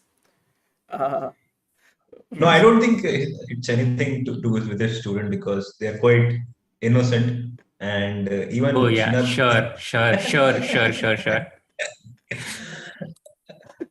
I mean, even Srinath himself posted some pictures of him and Arjun, before the while. So I think that there you would Yeah, I find mean, many. students' WhatsApp he anyway posts on Twitter and Instagram, so that is that can be revealed. If people had seen what was before those messages and what was below that and above that, the crop part, then things would be totally different, Then you would have got more retweets, Srinath, than that. Yes, but I would have also been blocked by someone. True. Okay, so by the way, queens have been traded and knight has come to f4 now. So bishop b7, yeah? Yeah, I think Srinath, Abhijit says that white is slightly better here. What are your thoughts? Do you think Vidit can hold this? Yeah, I agree with Abhijit that white is better, but I think the position is holdable. Black has white is certainly better. The bishop on b7 is bad, and the d5 pawn is limiting it. And black's pieces are not quite playing, but also at the moment it feels like white does not have enough weaknesses to target against. So it's a very long way to convert this position because it seems like there's one entry point, the c7 square, which is well protected by black for the moment. And apart from that, it's white has to work to create new weaknesses. Maybe, try and open something on the queen side with a4, a5. But all this is a long way away. But Levon likes playing such positions. I mean, these days everybody likes playing this kind of position. I think this is one of the major difference, pre-Carlsen and once Carlsen became, Carlsen, that people were drawing this, like they were not actually playing this position at all. Like they were just drawing these kind of positions before. And once he started showing, you can actually press, in this kind of position. Like now nobody's drawing, Do you think so there is something like this called Carlsen era? Because I mean, when you live in that era, you really don't realize that it's becoming into an era. You just feel like, okay, everyone's pressing. But do you think before that people were not pressing so much? Yeah, for sure. I think uh, many in many top level tournaments, like people are making draws in such kind of positions, and Acha. even I've seen Magnus winning like Rook 4 versus 3. Even one game I remember, he bet Ponomariv, I think, where I think it was Rook 3 pawns versus 3 pawns, and somehow he managed to swindle him. Yeah, it was 4 versus 4, and 4 versus White 4, had yeah. this one pawn on e5, which Yeah, was a weakness. So Magnus yeah, played g5 and he got that pawn, and then he managed to squeeze a win. yeah. So imagine like if he's playing that position, then this too is a dream for him. Yeah. Yeah, Like for even sure. against Vidit, I think in White, it was like nothing. Yeah, at some point in all, he almost won that game. Yeah, true. Very close he was. Like, I mean, he had to find this unbelievable idea actually in that game, which was like Rookie 4, which was quite tough. But I mean, he created something from nothing. Yes, and also I think defense of such positions has become a very important skill. Now that people are constantly pressing in these types of positions, I think how well you convert these type of positions is one important skill, and the other skill is how well you are able to resist and keep defending these kind of bad positions, which is also equally important at the elite level. Yeah, I remember one of the games Arjun played, I think in this Magnus tour that even, I mean, against Magnus himself, Yeah. he had this endgame where, Magnus could press forever, but he managed to hold quite comfortably, I must say. Yeah, he defended quite comfortably. I was a bit nervous during that game. I was thinking, oh, Magnus will keep pressing, and I'm not sure how well Arjun will be able to handle The this. World Blitz, But right? no, No. before that, in the Gold Money Asian Rapid. The online. Okay. And there was also a game of Arjun in Tata Steel Challenges against Jumabai, where I thought, he was certain to lose. He's going to lose this one. And so he managed to hold on with a very confident defense. True. By the way, just because one of the questions was, instead of king f7, could Vidit have gone rook e3 attacking the pawn on a3?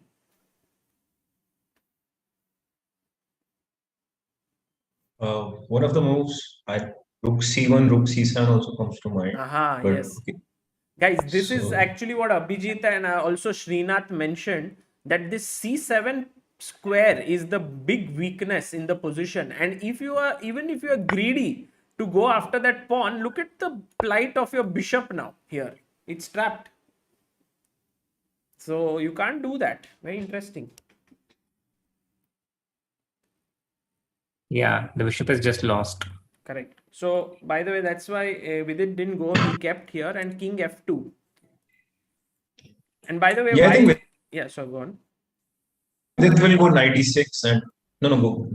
Yeah, please go on what you're saying. I was actually, while you guys were discussing, I managed to find that game, but I'll show the Carlsen versus The Carlsen Ponomarev. Yeah. I don't, Srinath, is it able, like, will people be able to see that game if I show it? Yeah, I think so. I mean, I can do some quick fix. Okay, so I can, I mean, or just. It was, I think, Ponomarev Carlsen. So, Yeah, I got it. this one, right? I mean, insane Yeah. that Carlsen could win such an endgame. Yeah.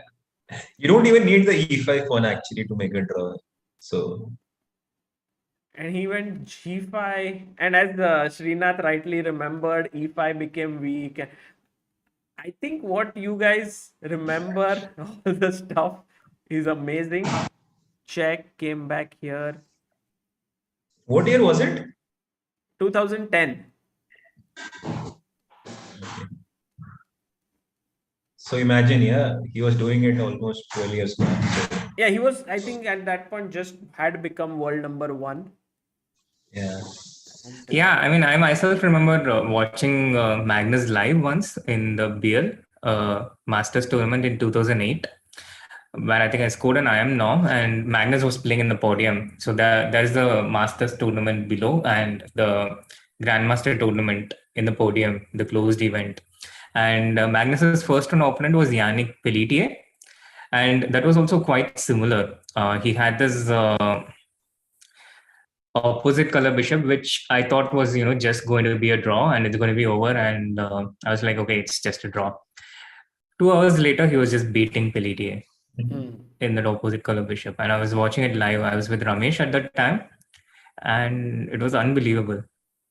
Yeah, I think it feels really bad when you lose such equalish games.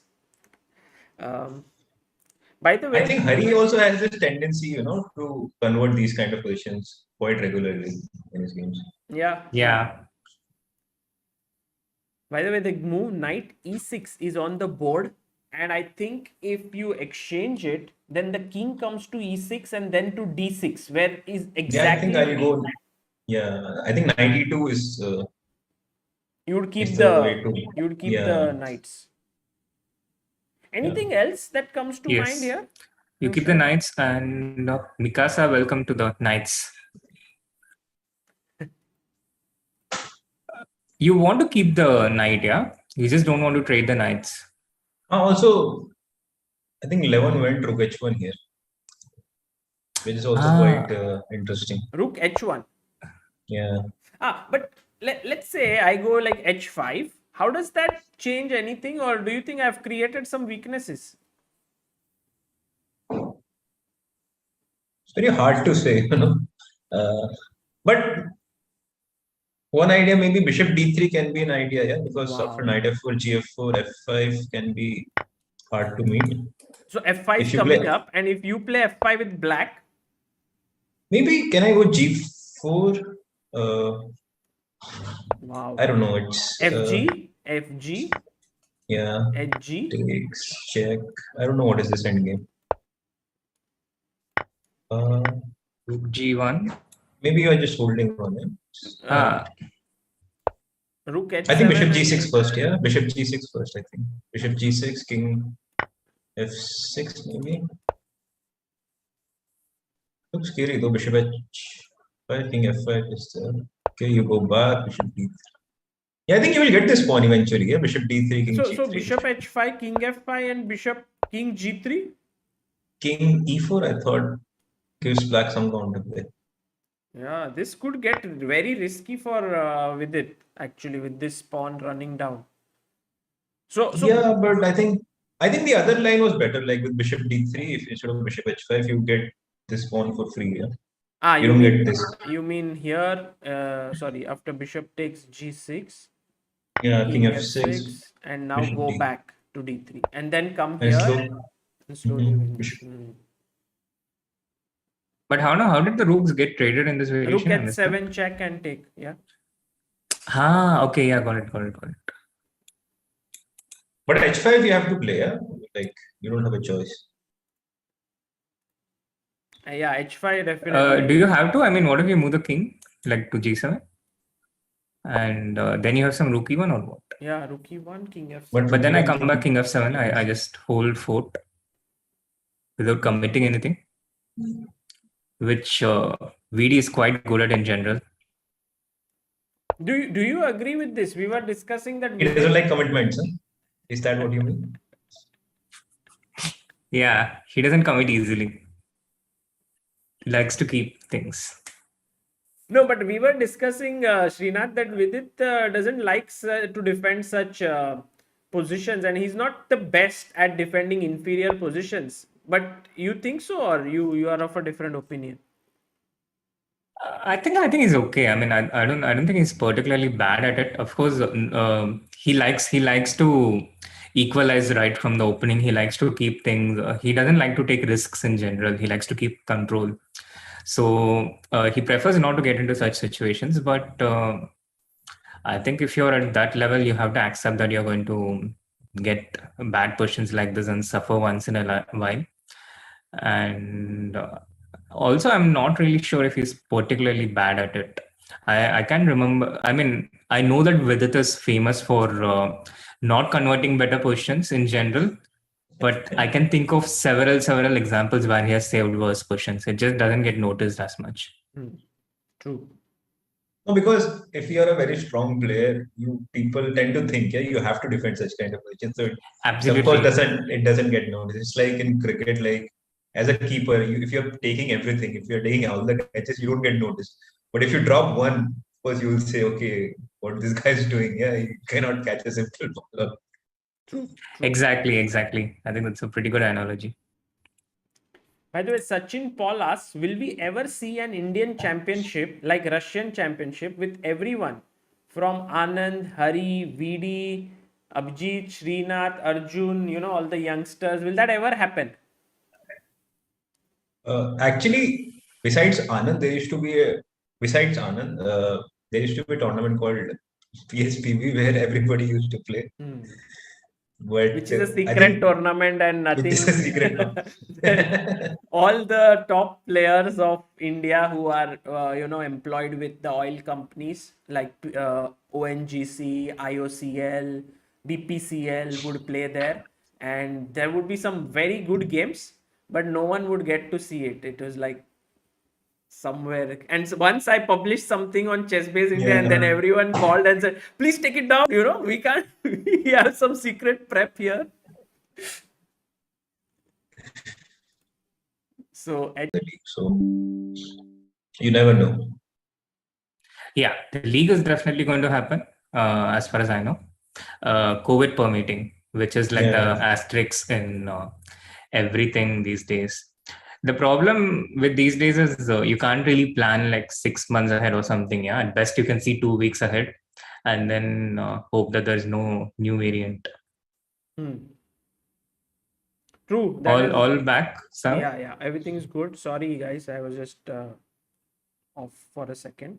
By the way, H5 has been played, and you guys were mentioning about the Indian Chess League. Yeah. Kind of finished talking about it actually. Okay, cool. One of the point was, can Black could have, instead of H5, taken on D4?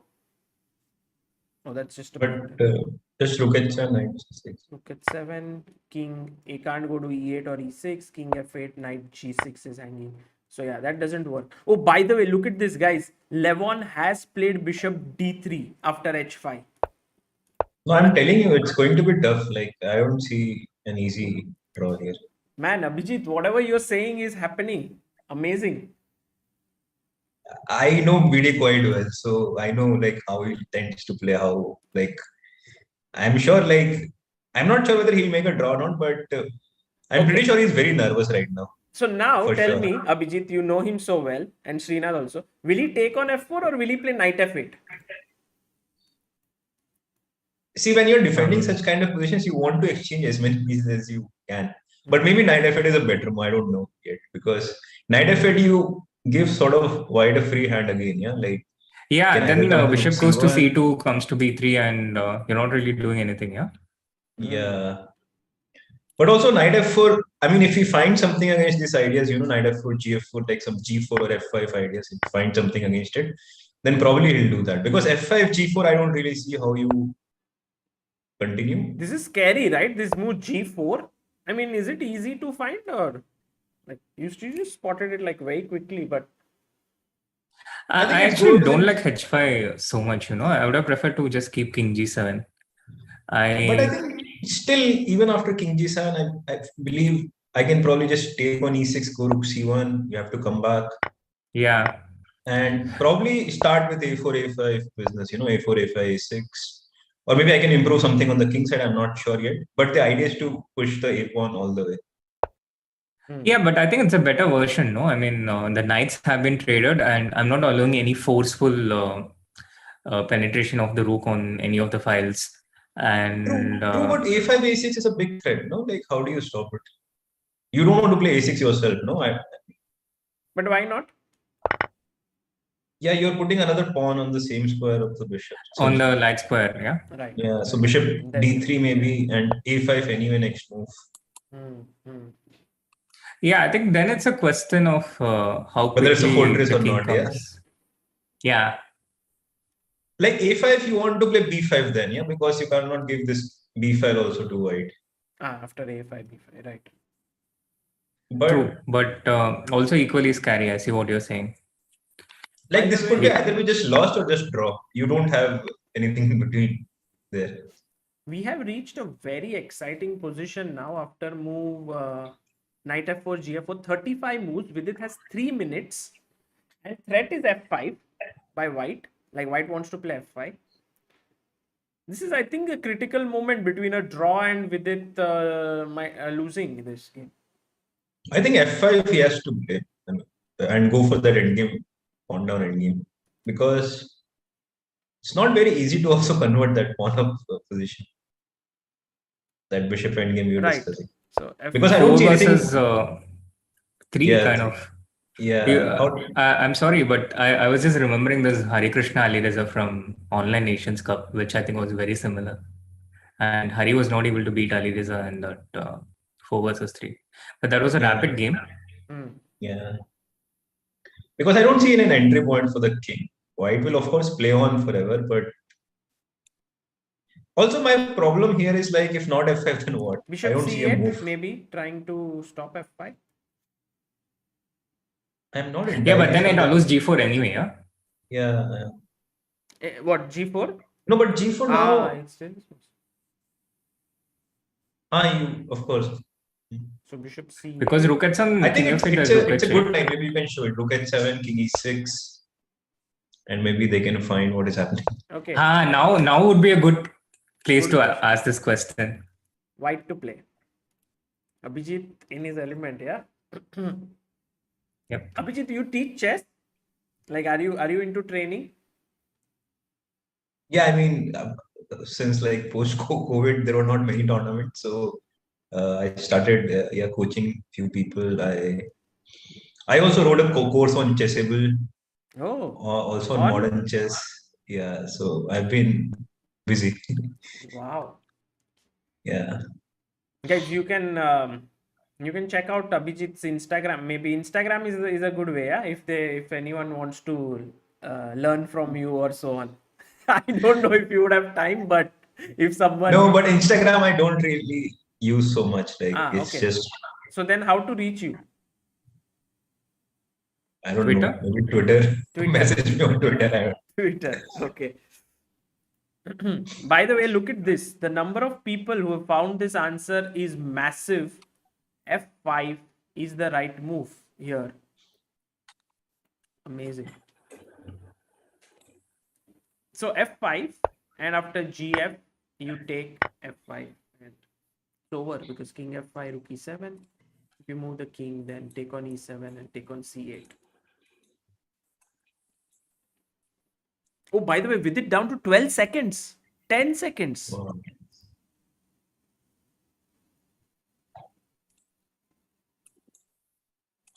No, come on. This has something. I have a question in that line with bishop c8, g4. Couldn't we just play, like after rook h7 check, couldn't we play king e8? One option is to just play rook h8 and f into g4, yeah? Yeah, but king c7? Rook h8, king d7, maybe I start with then you just play king c7. Yeah, it doesn't really matter so much, I think. Yeah. But king d7, you have bishop g6, right? Because then there is bishop f5 check.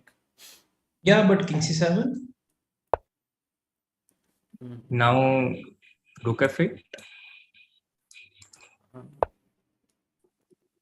Yeah, of course. I mean, black is worse. Yeah, but yeah. But the pawn is lost now, yeah, by force. Because rook e6, rook yeah, c8 you is can game get over. some counterplay with gf3, rook e1, rook a1, and so. Yeah, you can, but the f pawn is pretty. Like, I would rather have that position than, just This bishop endgame. just yeah. By the way, Vidit went rook c7 and he has allowed f5 in the position. Maybe he calculated what, f5? Because there's no rook c3. F6 maybe comes with a check. no, I think maybe f5 he wants to play g5, rook h5, just king g7, and maybe just play this position. But that's Yeah, just I mean, what choice does he have? Yeah. Yeah. no, he But had this clear looks f5, bad. right? Srinath, instead of rook, Like he could have. I think he probably evaluated that bishop endgame as lost for him. I think, he must have calculated it in his head, visualized it, and then thought, okay, I'm losing here, so I have to look for something else. And with the limited time he had, he looked at what the other options were, and then, okay, rook c7, f5, g5. You just see that, okay, you're not losing immediately, you make it, and then you come back, you spend some more time in the question, and then you realize, okay, it looks terrible, it looks bad. So this is what happens in time travel when you have very limited time, and especially if you're not used to taking decisions that quickly, and you're using the same kind of calculation technique that you're using when you have more time, then it gets very bad for you in time travel. When you have limited time, the players who are very good in time travel, people like Nihal, for example, they go into a zone where they stop calculating. They intuitively make these moves, which is safe for them, which doesn't lose. And the moves which has the least risk, and then they go for it. People who are not so used to getting into time trouble, who play faster in the earlier phases, they can sometimes get into this loop out of habit where they calculate this long variation, use the longer method, and then they don't have enough time to execute it. So when they're low on time, then they just take some random decision, and it causes big mistakes. Very interesting. I think shifting from intuitive, like calculative mode to intuitive mode is not easy. By the way, all what you guys said has happened. He's gone. I think this is simply bad. Yeah, I think very close to just lost. No, but the threat is now rook c3, right? Yeah, but here maybe I can maybe go back rook h1, and the point is if you go rook c3, I just same stuff. Yeah, you will take the c file, like rook. Yeah, I'll take the c file. Yeah, king e2, and if you take on a3, probably rook c1. Oh, man. And it's not very easy to see, especially in time trouble. Once you take on h5, then you go back rook h1. Yeah, exactly. It's not the most natural move to see rook h1 when you have like 10 seconds, but when you have a minute, then you have enough time to see it comfortably. And now I think it's pretty much lost for black. Yeah, what do you think? Yeah. Also, as white, you tend to see rook h1 because you also feel that if black gets rook c1, then it's going to be very difficult to bring back this rook on h5. So maybe this is one of the method. As white, maybe you can figure out rook h1 is the move here. The way I think I would find rook h1, not that it's easy, but because you guys said that the c7 point is very important. So actually, the moment the black rook leaves that square, we can take the control of that square. So I think this is the square which is very critical. And by the way, Levon has found rook h1. Yeah. Yeah. Not looking very good. This is lost now. If he doesn't play rook c3, which he does, yeah, he played rook c3, and now king e2. King e2. And that is where you kind of reach 39th move, and you don't know what to do now after king e2, because if you take rook a3, rook c1 is lost. Yeah, Levon plays king e2. And now you have to make 2 more moves before the time ends. But I don't think the time is going to be a factor in this game. You can't even find a decent move, here for black. What does black do? A5 maybe, or what? Yeah, but king d2 or a5, probably king d2. Yeah, but I mean, you want to try and trade pawns as much as you can, yeah. Yeah, I don't know. But the problem with a5 is you're opening up more files for white. Could be that he as Abhijit said. You can also take ba5, but I don't really see. I guess just improve the bishop, like bishop c8 instead of a5. Yeah, bishop c8 or bishop c6. But again, king d2, where do you go? Just rook c7 back. What else can you do? Okay. But compared to are you just winning after rook c1 then? No, rook I also c1 have the maybe same fortress, no? In this position or what? Like take. Could be a fortress, but like I'll go king e3, push f4. Then maybe I don't know. Yeah, but at least as black, if I'd be happy if I can save the bishop, because it's become that kind of situation now. You don't want to lose the bishop. And Also with everything white, you else don't is a have to bonus. rush with this rook c1.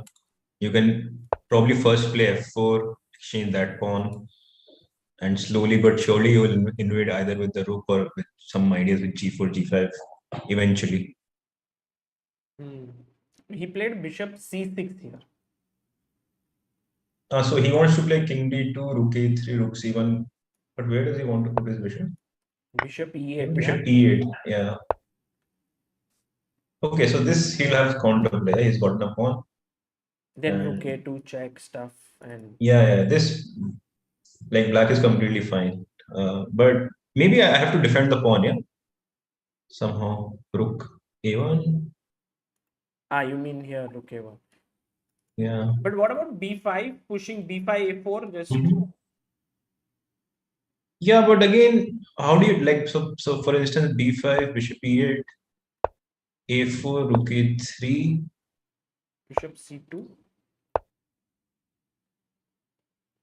Yeah, you can go for it, but again, Man, your pieces are somewhat there is an no unbelievable move after bishop c2. I mean the engine. a6. You Yeah, mean? a6. Does that hold? Probably. You're Wow. winning the pawn by force, no? Are you? Yeah. Because maybe not.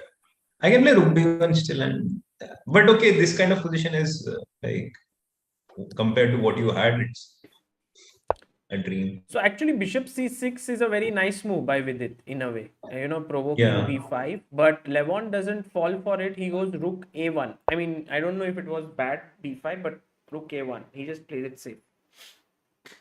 yeah, quite natural because now you cannot really play rook b3 because maybe bishop c2 also I can play and ask you where do you go with the rook. Right, right. Rook b2, the rook can get trapped. So, Yeah. um, So if not rook b3, king king d2 is d2 coming is a in. big threat. Yeah, king d2 Yeah. trapping. So yeah, it does not look promising. He goes bishop Bishop d7. d7. Mm-hmm. Yeah, king d2 and even a4, a5, those kind of ideas. By the way, 40 moves have been completed now. So both players get 30 minutes more on the clock. But Abhijit, your prediction in this game? Yeah, I think now Levon Levon is a wins. heavy favorite now, and unless he does something, exceptionally bad, I think he should be able to win this. Also, the problem with defending this position is that White can just go on forever here and there, and still he'll have the same position. It's not like he can mess it up. Yeah. So yeah, 1-0 is the most likely result, I feel. And also, I think I'll take your leave Yes, now. yes, Abhijit, it was amazing having you here and so many amazing insights. Guys, Abhijit is, amazing player. I don't need to tell that because you already saw him in CSL, you have seen him in prior events. But Abhijit, we were waiting for when you're going to play again next.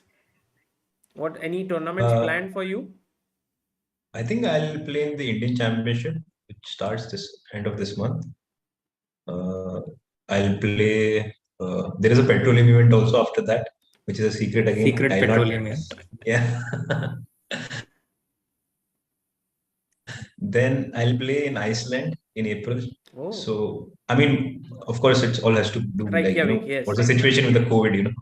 So It will be because I fun, was I supposed to think. travel in December also, but to Africa, but since this new variant came in, I got a little bit hesitant to go there. So yeah, let's see. But still, I'm enjoying writing these courses, teaching once in a while. Amazing, amazing, But guys. yeah, definitely like when the tournament, the over the board tournament which I played in Sharjah, it was such a relief because playing is always comes most naturally to me at least. So those 9-10 days were like pure joy. It didn't matter whether I was messing up the better position or losing. the good positions. It's just that I could play, prepare, analyze afterwards, and just to be around those wonderful chess players, it was quite good. So Yeah, I think what you have been doing for years, if you become so, it becomes second nature to you. So when you are able to do that, you feel at home. So I hope that you get to play soon, Abhijit, and thank you so much for joining in. thank you. Bye, Srinath. Yeah, thank you, Abhijit, and lots of good luck to you from my chat as well. And there's also a shout out from Hemant, who says he saw your name outside the Savai Mansingh Stadium in Jaipur, and love to him specially. So Yeah. thank you and Thank all you. the best. Thank you. Okay, guys. You, bye, Abhijit. And I feel now it's not going to be such a long night for you, Sagar. Well, maybe it's 11:10, so maybe by 12, most likely. Yeah. Okay, guys. See you. Bye. Good Bye. luck with the stream. Bye-bye. Thank you.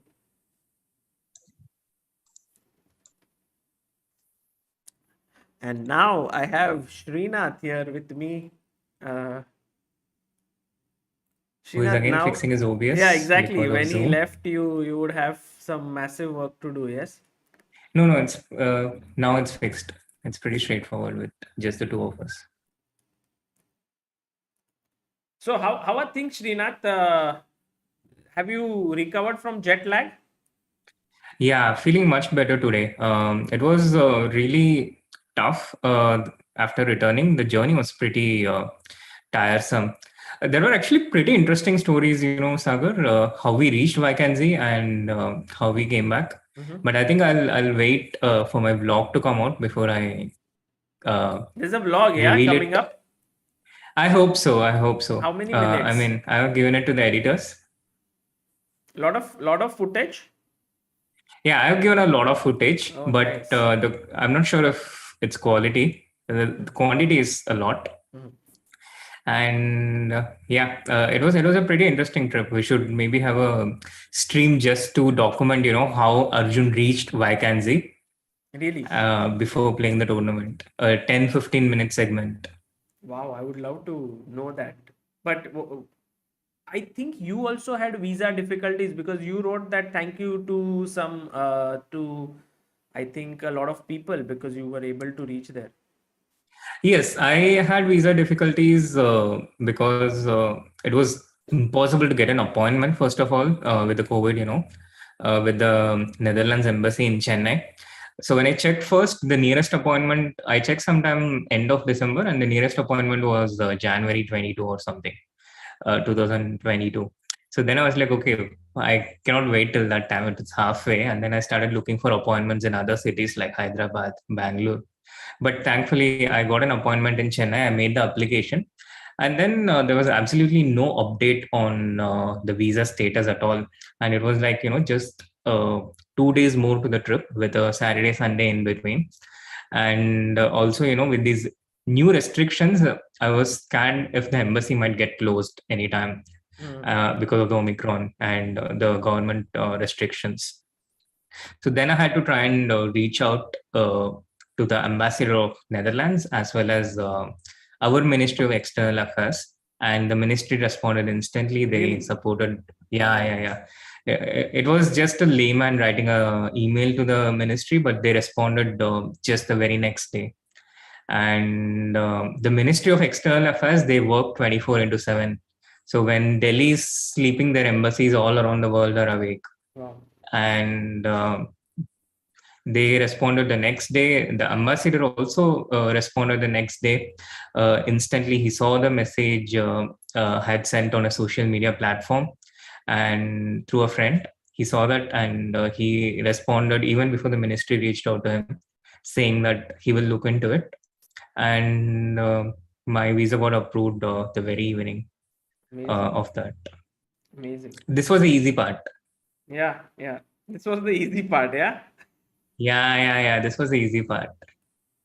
And then it was nightmare to just get Arjun to Europe, to the Shenzhen area. That took a long time and it was pretty nervous. And there was a possibility that Arjun could have been stopped even before the trip due to some mistakes by the airline.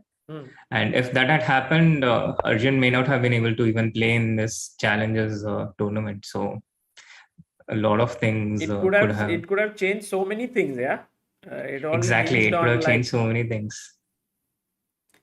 Yeah, it's in this phase, you cannot say anything. I was just looking at, all the youngsters. I mean, of course, Arjun and Nihal and Prag and all are now 16, 17, 18. But those who were like 10, 11, 12, they've now hardly without playing have just 2 years added, and it's so difficult, right? This period for everyone. Absolutely. I think it's difficult in different ways for different age groups. For the older people, they started taking on a lot of responsibilities during the pandemic. Like, what Abhijit was saying, he started coaching, he started doing courses. Some people started to stream or, set up a larger establishment. And the responsibilities became immense. And then to combine it with their pre-COVID playing levels, it hasn't been easy for a lot of older people. And that's one aspect. Another aspect is the older you get, the more frequently you have to keep playing to stay in touch, as far as I know, because there's a memory component to how well you can play chess. It's more of a muscle memory kind of thing, not a rote memory. So you keep doing it and the movements flow. And if you stop doing it, then the memory starts declining. And this rate of decline of the memory, I think it's more when you're older. It starts declining faster. And when you're younger, I think it declines slower. So, you don't see anything for a month and then you get back. You start getting back, you start recalling faster. It could be that your brain is fresher, you have less information in general, or it could just be the neuroplasticity component. I don't know. But I think it's harder if you haven't played for 2 years and you're older and you have to just come back and play consistently. It's funny, right? Because in a way, like in chess, it's very specific to chess. Because in some other field, being like what 25 or 30 is like you're young. So let's say if I'm trying to be an entrepreneur right now, being 30 is like you're young and stuff like that. But in chess, 30 is already not so young anymore. Absolutely. I was just talking to this on a call yesterday with a person, and we were talking about how when you're into sport, you go through these challenges when you're 8 to 38. It starts very early, and you go through a lot of challenges in your teens, which people usually face in their late 20s in the other academic fields. And so let's say they have these career challenges from 25 to 55. And if you're playing sport professionally at a very young age, it's quite possible that you face them from 8 to 38. So you do have that 10, 15 year head start, which can go both ways. It can be said that you're losing your childhood, but it can also be said that you're preparing for life earlier. For sure, yeah. I mean, in general, you can look at Negi Parimarjan. I like to give his example. He had two careers by the time, he excelled at two things by the time he was like 22, 23. Became a top GM, 2690. Also managed to get into MIT, Stanford, and so on. And so many examples. Yeah. And yeah. By the way, Srinath, one question which a lot of people are asking here is, if Vidit had time pressure problems in Vaikanshe and you were there and you saw, like a lot of games, he came under time pressure. What should, what would he have done in these 3-4 days? Is it even possible to fix something like this? In 3-4 days, you can't really do a lot, but there are instances and occasions where you can make a small psychological change, which turns out to make a big difference. Sometimes you seem to be having these chronic weaknesses or something you keep repeating For some people, it can be that they're just not converting better positions. They keep making draws in those situations. For some people, it's about how they lose one game and then they get on a tilt. And these kind of things, that can be a small psychological change, which can make a very, very big difference. So only those kind of things are possible. It's not possible that he makes a big improvement in terms of his opening preparation or chess, how his thinking process, which can change things. But yeah, sometimes sometimes some really big changes happen. I remember in 2014, in my own personal example, I was playing in Greece and I was really struggling at that time. I was an international master, 2400, and I was playing these 3 tournaments in Greece. The first 2 tournaments went so bad. I had gone there to increase my rating, and I ended up losing ELO rating. And at that time, it was quite a big amount of money for me to invest and play these tournaments. So I had spent this money and I ended up losing rating, and I was like in a very, very low mentally. And between the second tournament and the third tournament, I read this book called Flow, which is written by Mihail Csikszentmihalyi. And flow is basically a state of mind where you just lose yourself and you're completely in tune with the experience that you're having. It's an optimal experience state of mind. Like, let's say you play chess and you get so lost into it that nothing else comes into your mind. You're completely into it. And when I was reading that book, what I realized is when I started out playing chess, when I was 6 years old, 7 years old, this was the exact state of mind I was in. I just wanted to play. And when I played, when I was in that zone, nothing else came to my mind. No championship, no points, no rating, nothing else. I just enjoyed a lot playing. And that's why I started to play chess in the first place. Everything else came later, the titles, the rating, and all these things. And that made a life-changing, that was like a life-changing moment for me. Because then the third tournament, I decided it doesn't matter what my results are, what my rating will be. I'm just going to go there and enjoy playing chess and be in tune with it. So I tried to do that consciously in the tournament.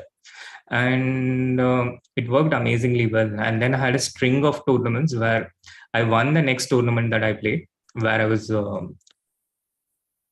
100 points below the first seed. And it was a strong tournament for me. I was like about 24-14. The first seed was about 25-40. It was Cotronius. And I managed to win the next tournament I played as well after that. Nice. And I increased like 60 points in the next 4 tournaments. But that became a byproduct. What really changed was my state of mind. Yeah, well, a good book suggestion here by Srinath, Flow, by... I have heard the name of this, I think, psychologist, right? Yes. So there is this branch of psychology called positive psychology, which is basically, so a lot of psychology, the Freud in theories and stuff, it focused on, curing something which is bad. Mm-hmm. And positive psychology is a relatively new branch. Sean Acker, yes. The happiness advantage also is... Which one? Happiness Advantage by Sean Acker. It's also... I'm not sure. I don't know this book, but the persons I know is Marty Seligman, who is the father of positive psychology, and Csikszentmihalyi, who was also one of the early exponents of it. And it actually started with a YouTube video that Ramesh sent me sometime back. It was a video of Swami Sarvapriyananda teaching the secret of concentration in IIT Kanpur. And there, this Swami, who is from the Ramakrishna Mission order, he speaks about flow. He speaks about this concept. That's where I got introduced to it. And then I bought the book and I delved deeper. So that's why, I keep crediting some things and some people over and over again, because they have made that difference. They have sown that seed, and a lot of fruits were a result of that. Tremendous. Srinath, if we look at one of the games in this group itself where Vidit and Levon are playing, it is Vincent Keymer versus Daniel Dubov. And if you look at it, Vincent has Rook Bishop versus Rook. Draw? This is very interesting. And so on all the evenings after our games, we used to hang out in Surya's room having dinner together. And post dinner, we used to talk about all the different things. And one of the things Surya showed us a lot was the Rook and games. He showed a lot of amazing things. And Rook and Bishop versus Rook was one of it. I think right now Black is holding this defense, which is known as Cochrane defense. Yeah. The Cochrane setup with Rook on d2, Bishop on d4. You're kind of holding the king on d5 hostage. The king moves to e5, Black king goes to c7. The king moves to c5, the Black king goes to e7. So this is one of the defenses. And the second defenses where, second type of defenses where you keep your king and rook one square apart. Like king is on c7, rook is on e7. Second rank and then defense, yes? Yeah, the second rank defense. So these are the two basic fundamental things you have to know about Rook and Bishop versus Rook, the Cochrane setup and the second rank defense.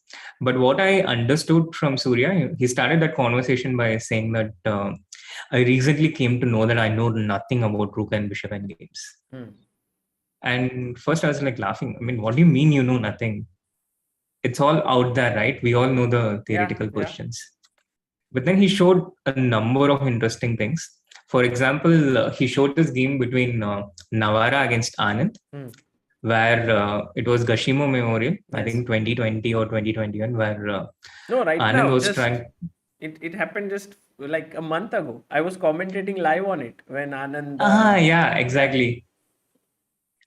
So I mean, Anand held all the moves and then final one blunder and he lost. Yes, I think because he didn't want to use the second rank defense at that time. But it's actually quite tricky if you're just, using this only one defense and you hold on to it. There are situations where the Rook and Bishop can create a situation where your defense doesn't work. And these kind of situations, it can get difficult for the person who's holding just one defense. Right. Yeah, you need to be a little more flexible with both defenses there. But here, I think Dubov should be able to, like, if you give a check on h7 here, then I guess he has to not play king c8 because that, or that's also okay here. Yeah, sure. King c8, there is, king c6, there is rook d4. And if you give a check, the rook interposes. So. You probably want to go as far away from the d5 king, yeah?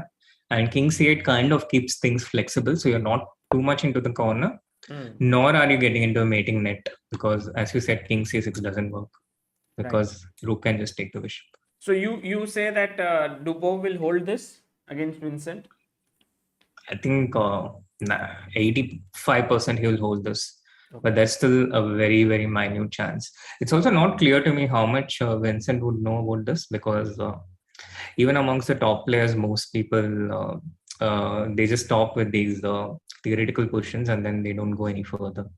But I think this is also an important, there's also a very useful area of improvement where a strong GM can, know even more than another elite GM. And you have to basically train with a good GM, I guess, to get this. Like if you work with Surya or someone like who knows this, it's easier. Otherwise, you might spend like days or months trying to learn these little tricks, right? Yeah, absolutely. Then this can become like learning maths from school textbooks. You just have these exercises and no step by step to how to solve it. Yes, two things. Yeah, it's useful to have someone to learn from. And it's also useful to have that curiosity about endgames in general. Right. Generally, people automatically have curiosity about the openings part, and a lot of them can get good at it. But when you're curious about these kind of endgames and you start analyzing them on your own, and then you occasionally take a reference with whatever books or computer you have, then also you can learn a lot, I think. And here also, the more and more you keep repeating, the more and more examples, that better you get at pattern recognition. So then you start sensing things better. And where these things really help us to know. So most often it was like the Vidit's game, there is this position, and then 4 moves later you reach a position, and you have to evaluate instantly in your mind whether this position is holdable or whether you're losing. And there, when you have a very, very keen sense of endgames, that those half points make a difference. True. Nice. By the way, if we look at Wojtaszek versus Rapport, very interesting thing happened there, because if we go to move number 40, Wojtaszek played rook b4, Rapport took on b4, knight b4, and then he went knight c4 here, Richard Rapport, on move number 41, when he had a lot of time actually on the clock. He played this move knight c4, which was a massive blunder. Oh, this is so beautiful, no? I mean, this is so beautiful. Yeah, it's like you can trap your opponent's knight, yeah, something like that. Yeah, exactly. You can trap it, or you just go and take the a pawn as white. So he played knight d3, Wojtaszek, and I think he missed his chance here. And after king e7, the game still goes on. I think white is a pawn up, still pressing. But what was the amazing move here that white had? Maybe we can ask people to guess. Absolutely. Meanwhile, a shout out to all those who joined the membership in my channel, which is called Knights. Mikasa, Anshika, and I think it's Akshay, but I don't remember. Akshat Kulshrestha. Amazing. Yeah, right. Knight c6 is the move that is mentioned by people. But let's say, okay, I understand that knight takes b2. Oh, if you go king d2, there is knight c4. Yes. So how do we continue here? That's for the chat, right? No, you I guess, I mean, what would you suggest? Knight a5. Knight a5. Wrapping this. No. Knight a5, I lose king e5. So you have to start with e5 check. Oh, but king and e5, and then if I go king d4 and knight c4. The king, this is coming out. So therefore, you start with e5, yeah? Yeah, you start with e5. You push that king away. Now you trap this knight on b2. Oh, beautiful. So cool. Amazing variation. So he couldn't take the pawn, and once he cannot take the pawn, let's say if he goes e5 on his own, then maybe just king d3, and if you go back with your knight, then the king is coming to c3, b4, and if you take on b2, then king c3, and anyway king comes to b4 and you lose a4. Yeah. Big chance missed by Wojtaszek, and he's like the last minute replacement for Ding Liren, so he must have, come to this tournament with very little to lose. Yes, but he's also a man of culture. I really approve his opening choice in this game, and being a second of Vichy, former second of Vichy, it all adds up. Yeah. He did play something like Catalan, although it started with some other opening, but later on it did transpose into Catalan. Yeah, which is interesting, Esipenko and Wojtaszek were the two replacements today, and they both started with the Catalan. Well, I think these days everyone is playing that, following Magnus's footsteps, also your and so on. I mean, where did Magnus get those footsteps from? I maybe from you, yeah. It feels a bit sacrilegious to agree with that, but I won't disagree with that either. Nice. By the way, in Vidit's game, Srinath, do you think that Vidit has any chances now for in this position, or it's just too much because White has a5 on one side, the rook can move from the other side and get in? It looks very grim, Sagar. I think the percentage is very low for Vidit. We have these two weaknesses, yeah. One, Vidit is trying to protect the f6 pawn as a weakness, and the white rook can attack it from h6, for example, or anywhere on the h7 file. And second, Levon would open up the a file as well, a5 into b6, and then he will have two entry points after the opening up of the a file, the a7 point and the a8 point. And the black rook will be able to defend only one of these points. So black has one rook, one king to defend against all possible entry points. So let's say he has two soldiers and there are two entry points within the castle. And the opposition can enter with more than two soldiers through any one of them. So he stations one of his soldier on one side, the other on the other side. But the opposition, they can move very quickly from one side to another, whereas Vidit cannot with his king. So this is the fundamental problem that he has. And the third weakness is the d5 pawn. So the d5 pawn cannot be attacked right now by white, because if he moves the bishop, let's say it allows rook c4. Or when you play a5 and then move the bishop, then your bishop is defending the b5 point. But what white will do is he'll first attack black's weakness and he will bind them down to that one weakness. And then when black is totally tied up and distracted, then white can make moves like king c3, king b4, then bishop c2, bishop a3, and attack the d5 pawn as well. So it's I think starting with bishop c2 makes sense, because as you said rook c4, but I have king d3 right there and then bishop b3. It makes sense. It makes sense to start with bishop c2, but I'm thinking Levon might just start with a5. Yeah, he did it. Yeah, that's what he played. Pushed. Because you want to first open up avenues. You want to create more entry points. And then you first attack those weaknesses. You make opponent tied down to that weakness. And then you start attacking the other weaknesses when the opponent is tied down. So take, and rook c7 might happen. Now a7 is kind of defended. And maybe now again Levon has to figure out. Yeah. Do you think rook a6 there or what? Rook a6, king e7, yeah, defending d6. Yeah. But rook a6 is also quite valid.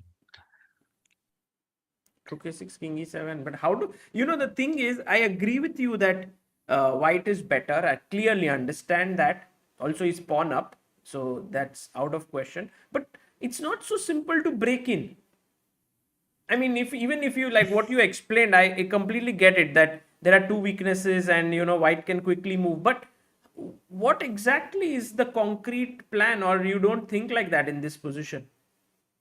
You can think like that. For example, you start with rook a6, king e7. Yeah. Now you're tied down your opponent. So next, what you can do is you just go king e3 and try and break with f4. So once you break with f4, you also get king into f4, and then you have options with g5. So why I start with a5 and open up the a file is because now your rook on c7 is tied down to the defense of a7 pawn. So it's not so easy as black to try and create counterplay, and all related variations will end up losing something. So what you're saying is king e3, f4 eventually is the right plan to go for? It's actually a very simple and straightforward plan, because white has this extra pawn and he can get rid of the double pawn and create a passer. So this is, I think this is one of the biggest reasons why this position is so bad for black. Right. This would be better for white, I think, even without the f3 pawn. But that would be like, plus 0.5, plus 1 something. The reason why this is like, plus 3 levels is because white simply has an extra pawn. and a very straightforward plan. Right. Okay. So A5, and this looks really bad. By the way, Srinath, in the game with Wojtaszek and Rapport, once again, Wojtaszek has got a huge advantage. This knight endgame is very tricky and complicated. I mean, it's very difficult to understand what's happening. I think it's a massive advantage for white because again, the general rule with knight endgame, as with pawn endgame, if you're a pawn up, if you have more material, your chances to win are very, very high. And apart from that, it also helps that you have a good king, a centralized king, and the knight is well placed. So these are the three aspects in knight endgames: material, the king's placement, and the knight's placement. And with king d4, Wojtaszek, so he first defended his b2 pawn. He made sure everything is secure. And now with king d4, he's trying to go after the black pawns on the king side.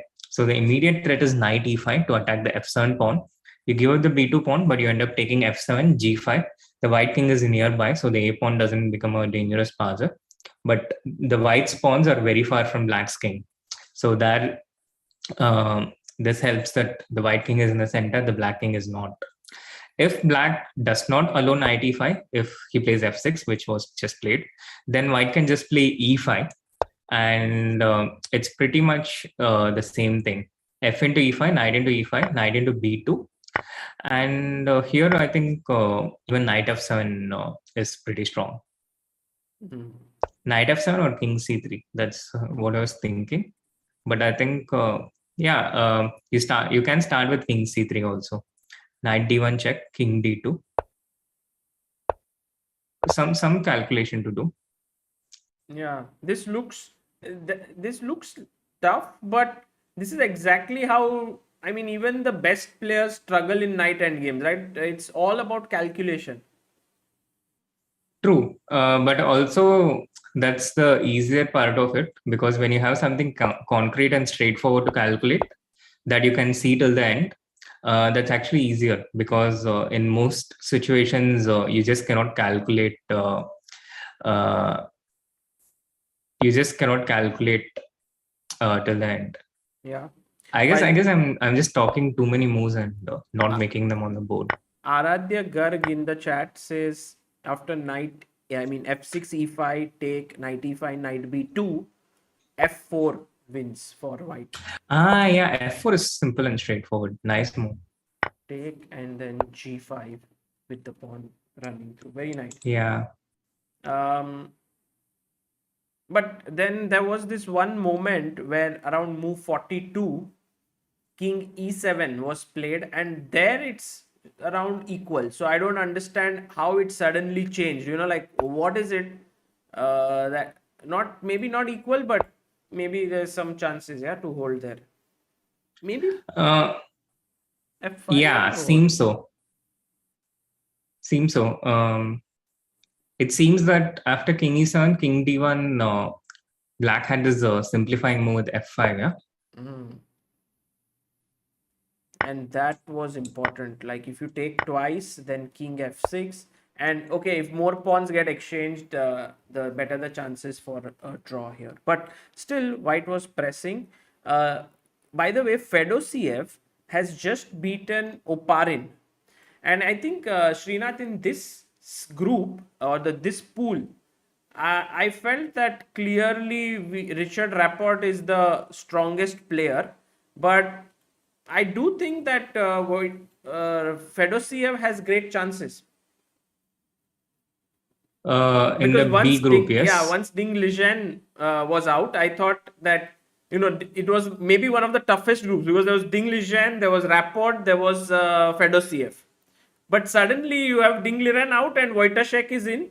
So I thought that now Rapport seems like the favorite, but I think Fedosiev as well, very, very powerful. True. Fedosiev, it seems he's quite underrated with his rating of 27.4. Yes. That could be because sometimes he plays really well and sometimes his level can drop quite a bit, like with Nepo, like how it happened with Nepo in the World Championship. But having said that, the difference in rating between these people, as Wojciech showed today, it can be quite inconsequential at times. Right. True. It can be that. So I think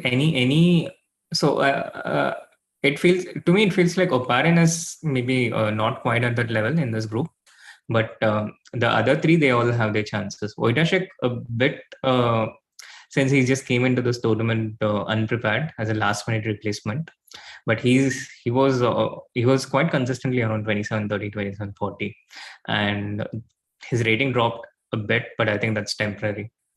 Right. By the way, going to Vidit's game, he's just right now after King D6, Levon has pushed his pawn to F4. So Levon actually is one of these very direct players. Yeah, he doesn't wait around and he doesn't beat around the bush. He instantly pushed A5 in that position on move 45. Then he took and got in. Vidit played Rook B8 and then he went King E3 and F4. But maybe with what you said, Srinath, could have been even stronger. Like you go King C3 to B4, then you shuffle your bishop from C2 to B3, and then that could have been stronger than what Aronian is doing. I'm not entirely sure, because that would have been the way if the pawn was not on F3. But with the pawn on F3, I feel that this King E3 F4 is simply the most straightforward way. You just want to create a passed pawn, and after King E3 and pawn to F4, Black either has to play G into F4, allow King into F4. Yeah. And here the unfortunate aspect for Black is whenever you move your Rook, White immediately has Rook B7 and the So B6 pawn Rook falls. G8, you'll go Rook B7. Yes, and you lose one more pawn. So the Rook is tied down. You cannot fight with the Rook. The King on D6 is tied down because you move it and you get into some tactic probably. So G into F4, King into F4, and then you just break with G5. You create this F passer. And if Black tries to stop that pawn, then he has no option but to give up something on the other side, because all his pieces are tied down. So I think this is like the simplest and easiest way for White to win from here. And I think, to be brutally honest, it's just a winning position for White, I think. Correct. Black has very, very less chances to save this. By the way, Srinath, I have a very interesting question for the chat. So after the moves F4, GF, King F4, Rook G8, Rook B7, yes, it's losing, but can the chat find a very tricky idea here with Black to play? I mean, it's lost, but still it's nice. Nice.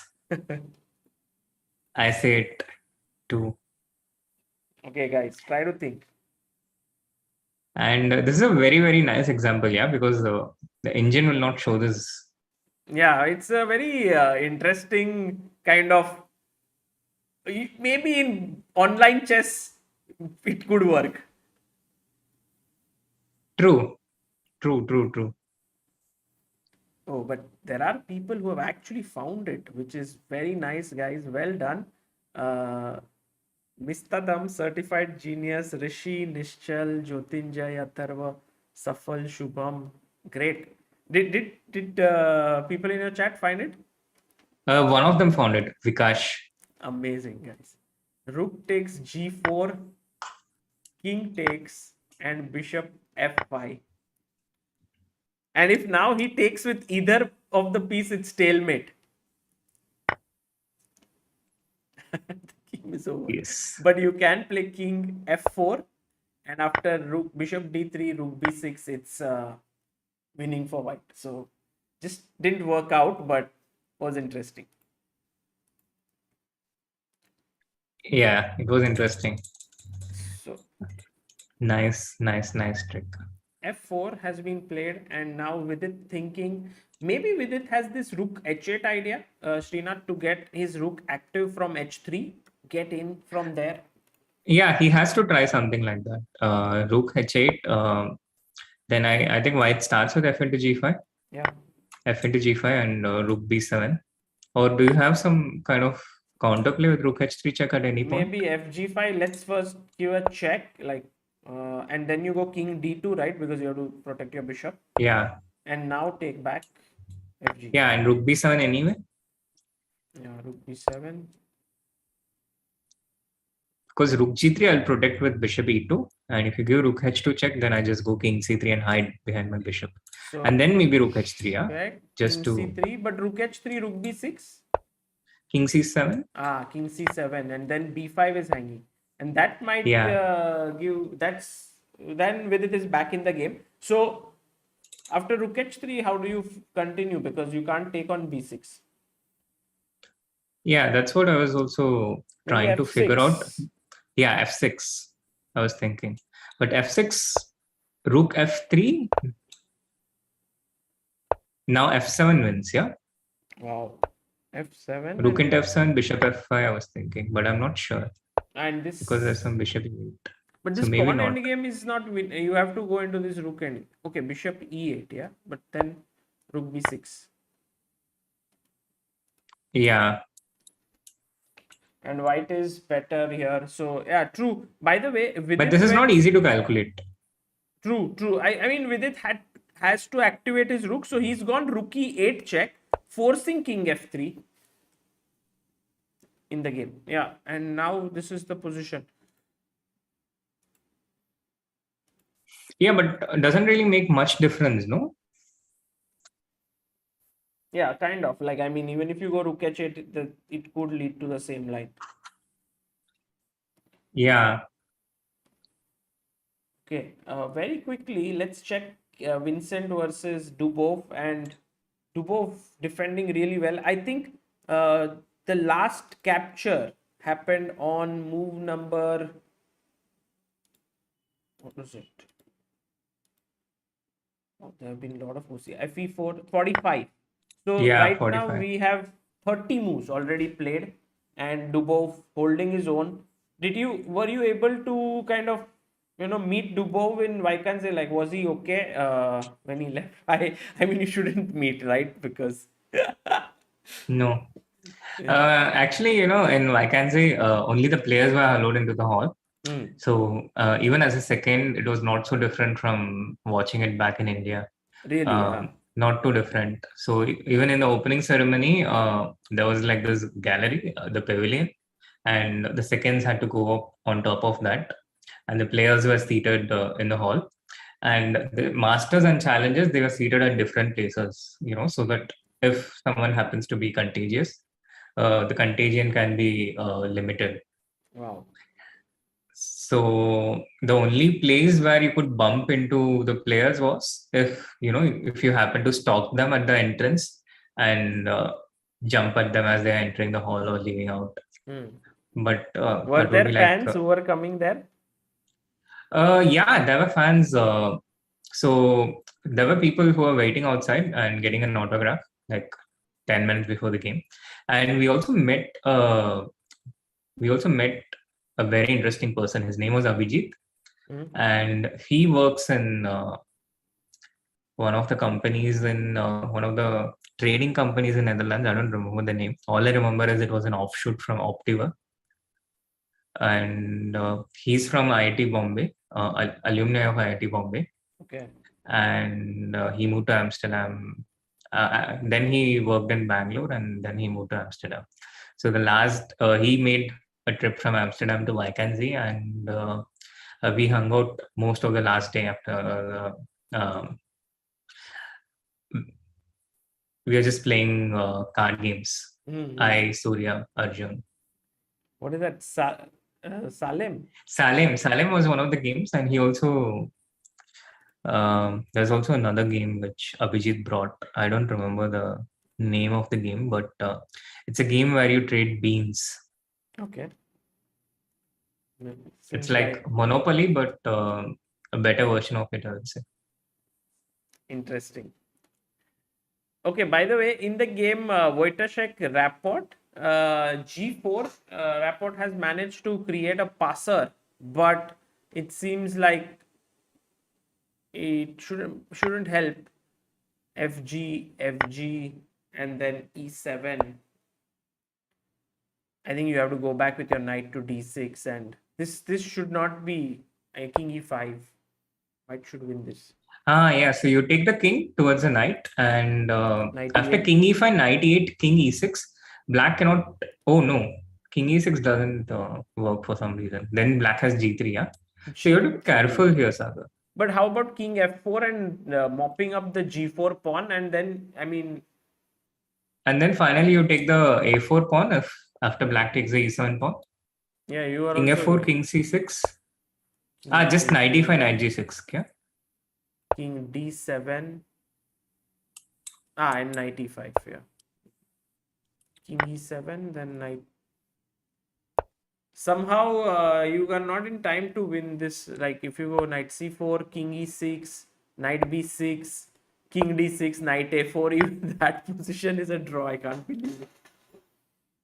Oh, I don't understand how though. I also don't know. Like you have 2 pawns, but somehow it seems like the engine likes it equal. Wow. It's like you think you know everything about chess, but then such positions come and they show equal, and you're like, did I learn all these years? I know, right? I had that moment when Alpha Zero came into the scene. I was like, something can do in 4 hours what I couldn't do in 40 years. What I can do in 40 years, and what's the point of my life and existence?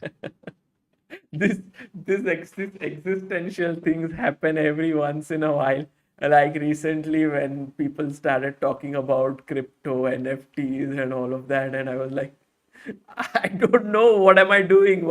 This is the future. Metaverse is the future, and I'm here writing articles and making videos on game analysis, and people are talking. So, that does happen. Yeah, but metaverse is not too different from the actual real life as we know it. I mean, Yeah. for example, a company we created, a country we created, metaverse we created, everything we create. I mean, right now what we are doing, you could be quite close, yeah. Yeah. To that, but of course, it would be much better than what is happening right now. Better or worse, I don't know. Oh, look, Vidit, what has he done? He's just sacked a bishop. He's trying for it. He's trying for this. Now he's just going to throw his rook at White's king. But is it going to be enough? Not really. Looking at the bar, we can say that it's not. Oh, he's going for this draw. Rook f4. Yeah, stuff. exactly. Mad rook stuff. But the problem is the White king goes to d2. And then the bishop will take on e2. Oh, this is great attempt by Vidit. This stalemate idea which we spoke of. Yeah, for sure. This is his best chance. You just keep pursuing. I mean, it's like do or die, right? If it works, it works. If it doesn't work, you are lost. So Vidit is like he's gone all in basically here. Exactly. Anyway, it's lost.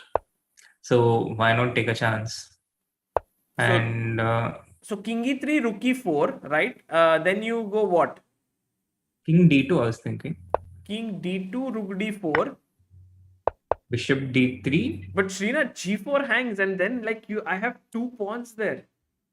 Yeah, but I think this position should win because you're never going to take the f5 pawn as black. That's true. So, I mean, if I was playing a blitz or bullet game, this is what I would do. I just try to bring the bishop back. That's my reflex. And just thwart this stalemate attempt. There can be maybe a simpler way, is to bring the king to e1. Oh. No, you give rook e4 check. I take the king to f2. You give rook f4 check, and I bring the king to e1. Now I'm losing only 1 pawn. Smart. Rook e4, bishop e2. Yeah. Yeah, he will see this because he has time. So maybe that's how my brain worked. I first saw king d2 because the bishop has to take the rook or come in the way. And then losing the d4 pawn with check, I saw that you can do the same with the king on e1 without going to d2. And I learned the check. And you lose only one of the pawns. So that means the game is over. I think Vidit can resign here because he's going to have only 1 pawn for a piece. By the way, Sun Tzu has sent in a super chat saying, really hope Vidit is able to convert this or Aronian blunders something and Vidit gets back into the winning groove. Also, great work, Srinath, with Arjun. Super coach you are.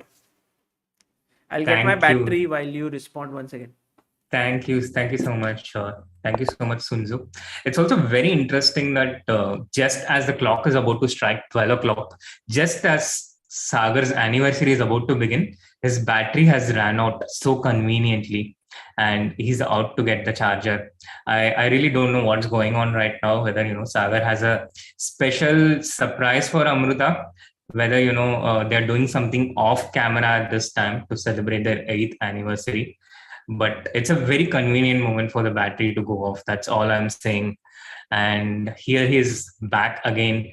Happy anniversary, Sagar. Oh, wow. How did you remember? That's why I came to the stream today. Really? Oh, yeah, I wanted to be there at 12 to wish you. I should go and wish my wife, yes, once again. Yes, that's what I was saying to the chat, that it was a very convenient moment for the battery to go off and to go off camera. No, I didn't even realize. I came and I saw the time. It was 0.00. Yes. You saw the evaluation bar or the time? No, the time. Guys, thank you. This is 8 years of marriage. Yes, congratulations and happy anniversary. Thank you.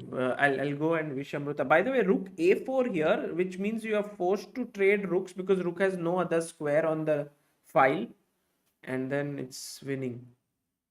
Yes, it's winning. So yeah, you can go and wish her. Yeah, sure. That is Sagar's 8th anniversary as Sagar and Amruta's. I congratulated Sagar, but I think the real congratulations should go to Amruta. That's what I always thought. And they're such a cute couple. It's amazing. I've never seen anyone who has been so with each other, every single day. You see a lot of couples and people get together all the time, but I've never seen someone being so with each other, so close with each other.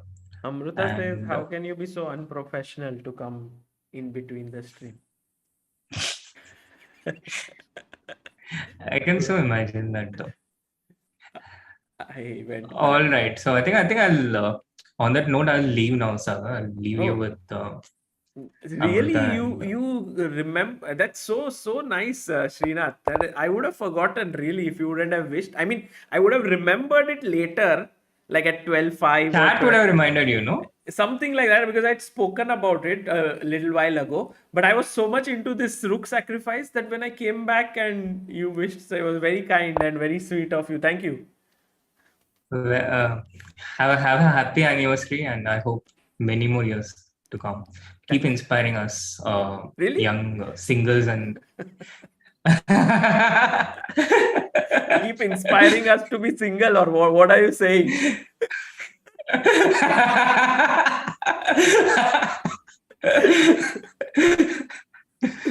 No, but okay. I guess Srinath, any predictions on when you are going to, anything like that on cards for people, or my marriage you're asking? No idea. No, it's still like the COVID pandemic. We really have no clue about it. There's only hope.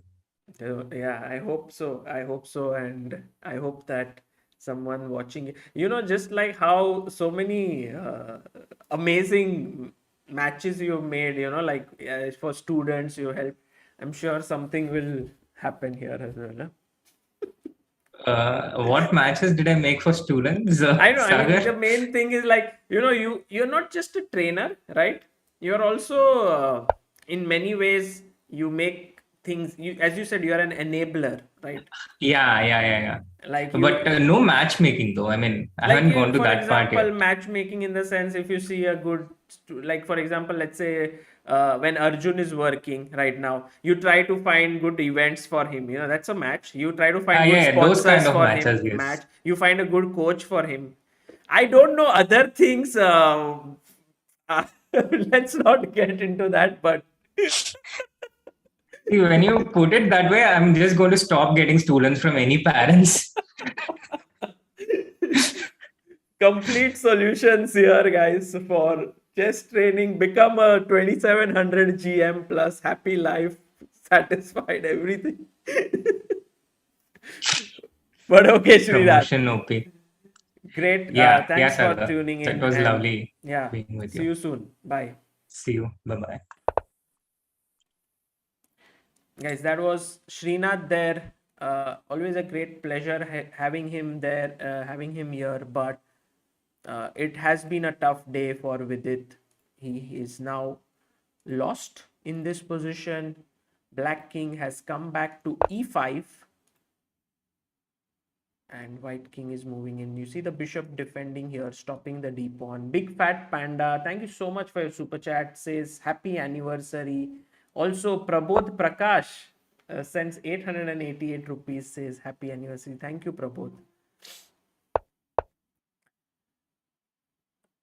Bishop c2 check to the king.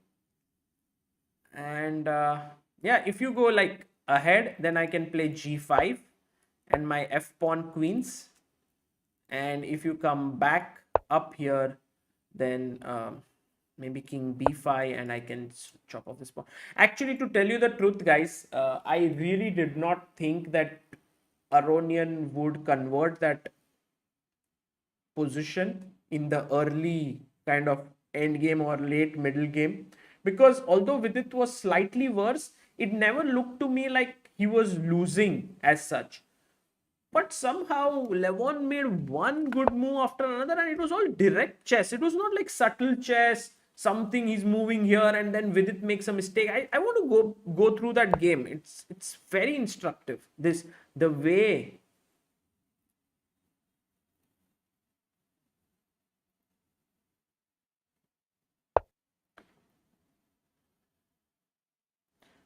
So now bishop b1 has been played. And by the way, good news for Daniel Dubov fans, because although Vincent Kemar had another 10 moves left, but he was nowhere close to checkmating him. And I think what Srinath told today was very interesting. He's like, this is known as the Cochrane defense, right here. This is the Cochrane defense where you keep your rook behind the bishop. But now he did the second rank defense here, where he brought his rook in and freed his king. So mixing two defenses is, I think, the most potent, and that is exactly what Dubov did. And in 10 moves, you can't corner the king. So the funny thing is that out of the today 8 games, we already have 5 draws. Fedosiev beating Oparin was the only decisive game, but we will have now a decisive game in the battle between Wojtaszek and Rapport. So Wojtaszek is going to win here, and Aronian is going to win against Vidit. So those are 3 decisive games for today.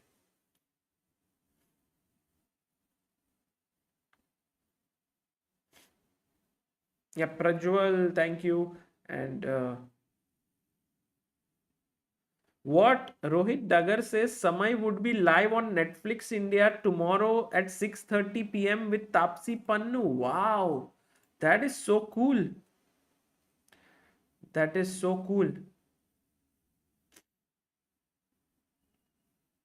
Harikrishna would be number 2 again after this game. Interesting. I didn't think about it, but it could be, because you can check it out actually. Harikrishna is right now 2718, and no, I guess with it could be somewhere around, yeah, maybe possible, but I don't think he'll lose 5 low points.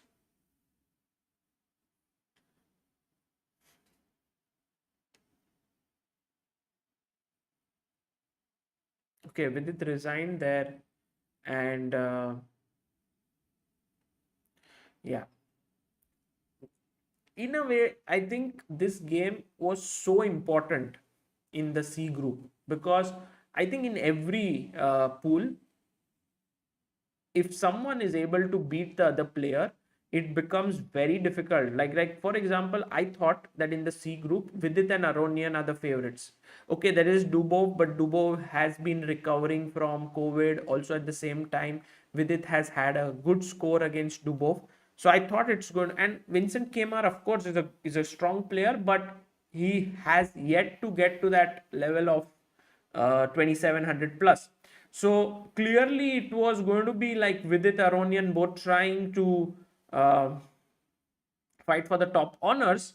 But with this victory, Aronian has made a huge sort of movement towards the top spot.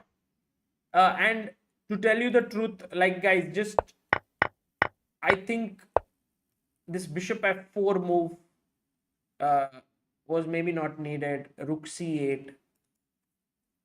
But when he took knight h5, I think this entire thing, even though white was slightly better, and we had Abhijit Gupta here who was giving some very nice examples, especially the Fischer Sidey example with that bishop versus knight. But still, I felt like there's not enough. It's too symmetrical. But it's queen f4. And maybe with it should not have traded the queens, perhaps. I don't know. He took king g1. Yeah, simply loved this part of the game. h5, bishop d3. What a great move.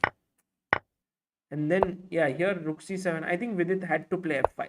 I'll analyze this endgame after f5. I think this is a key moment to know whether Vidit had a chance or not. By the way, all those who are asking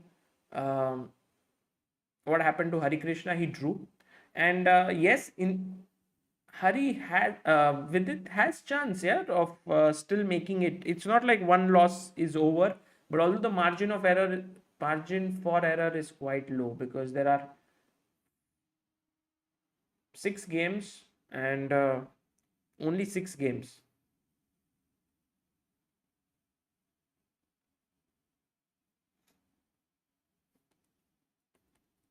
So rook c7, f5.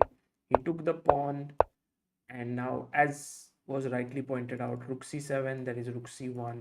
Sorry, rook a3, there is rook c1.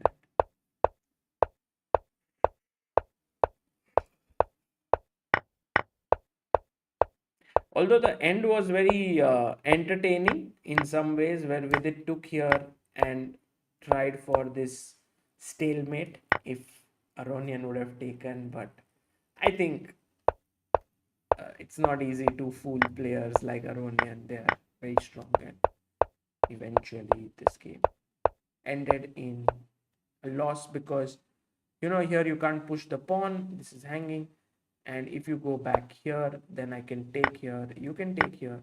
But now my bishop protects the pawn, so I can go safely, win this pawn, then I can come here, win this as well. So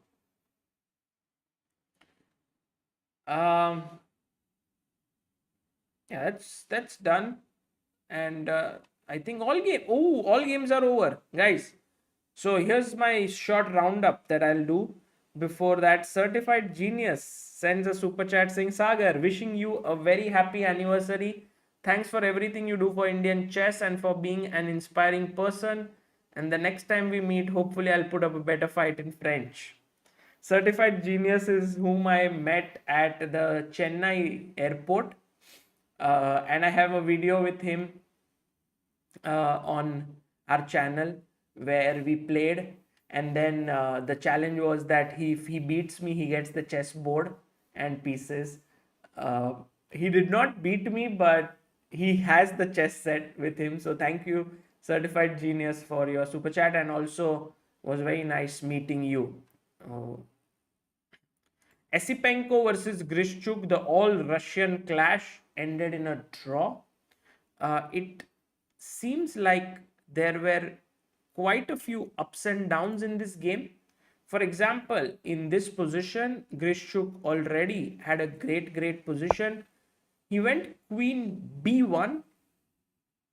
Asipenko went queen b1. And now the question to you is,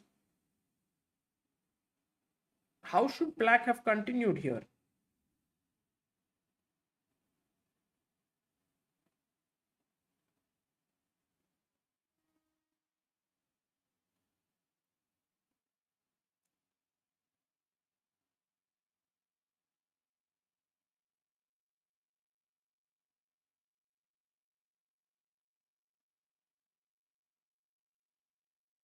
Yes, Vyom knight c3 was the move here, hitting the queen and queen b2. You go queen a7 check. This is a very nice move. And then next move, I come queen e3. This is weak. It's over actually. The game is. I mean, okay, you can fight king f1, queen e3, rook c1, but I guess like black should slowly be able to convert this into a victory. But as it happened, he took on b4, and then after king g2, somehow Sipenko managed to hold a draw here, which is very, very surprising. Rook a2, rook c1, and he managed to hold a draw, which was very nice. I think Grishchuk's time pressure really didn't let him win. Backrow versus Nakamura was a quick draw. Nothing spectacular happened in this game. It was the Berlin, the symmetrical variation. It ended in a equal position. Fedosiev versus Grigory Oparin. I think it was the position was already worse for black. White has this very nice battery here. And the position was quite okay, but this move h3 gave white the advantage after f3. Maybe he should have taken on g3 and good drawing chances for black. But once he did this, yeah, seems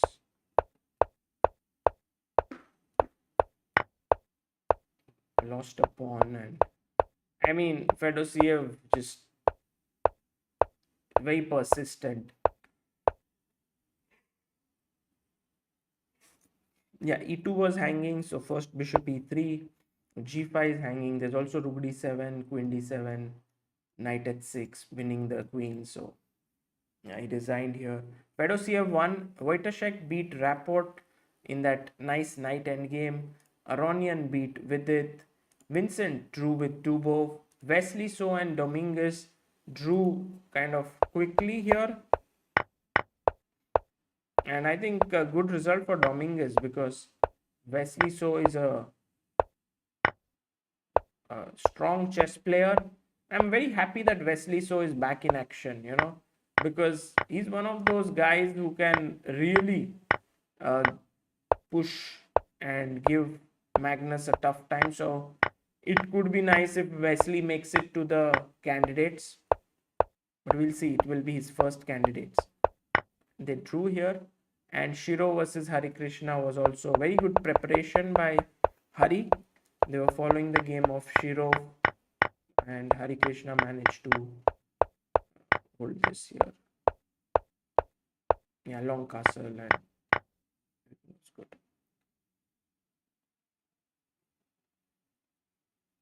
Okay, so let's call it a night, guys. Also, I wanted to just give a small update. Maybe tomorrow I'll give more in detail, but right now, these 1000 of you who are here, I just wanted to tell you that I'm trying to work on a lot of projects right now. We have the academy going on. We have India's Got Chess Talent. I really wanted to make it something very useful. So this is the small reveal that I wanted to do. There will be world-class trainers who will be part of it. India's best chess trainers, and one of them will be GM Swapnil Dopade, who is from Chess Pathshala. He'll be part of it. Wanted to show. You will also have more grandmasters joining in, and so I'll talk more about it later. And there will be players who will be trained by them, and also we'll have some interesting stuff on streams that will happen, which will help you to become better. I won't I mean, it will be interesting as a show, but also there should be tangible improvement. And also I really want to thank these trainers who will take out some time from their busy schedule to make this happen. So I hope that you guys yes, slowly I'll reveal every day one on. Right now I want to keep 4, but let's see if I'm able to get more trainers, then we can have more players also, and we'll see how it goes.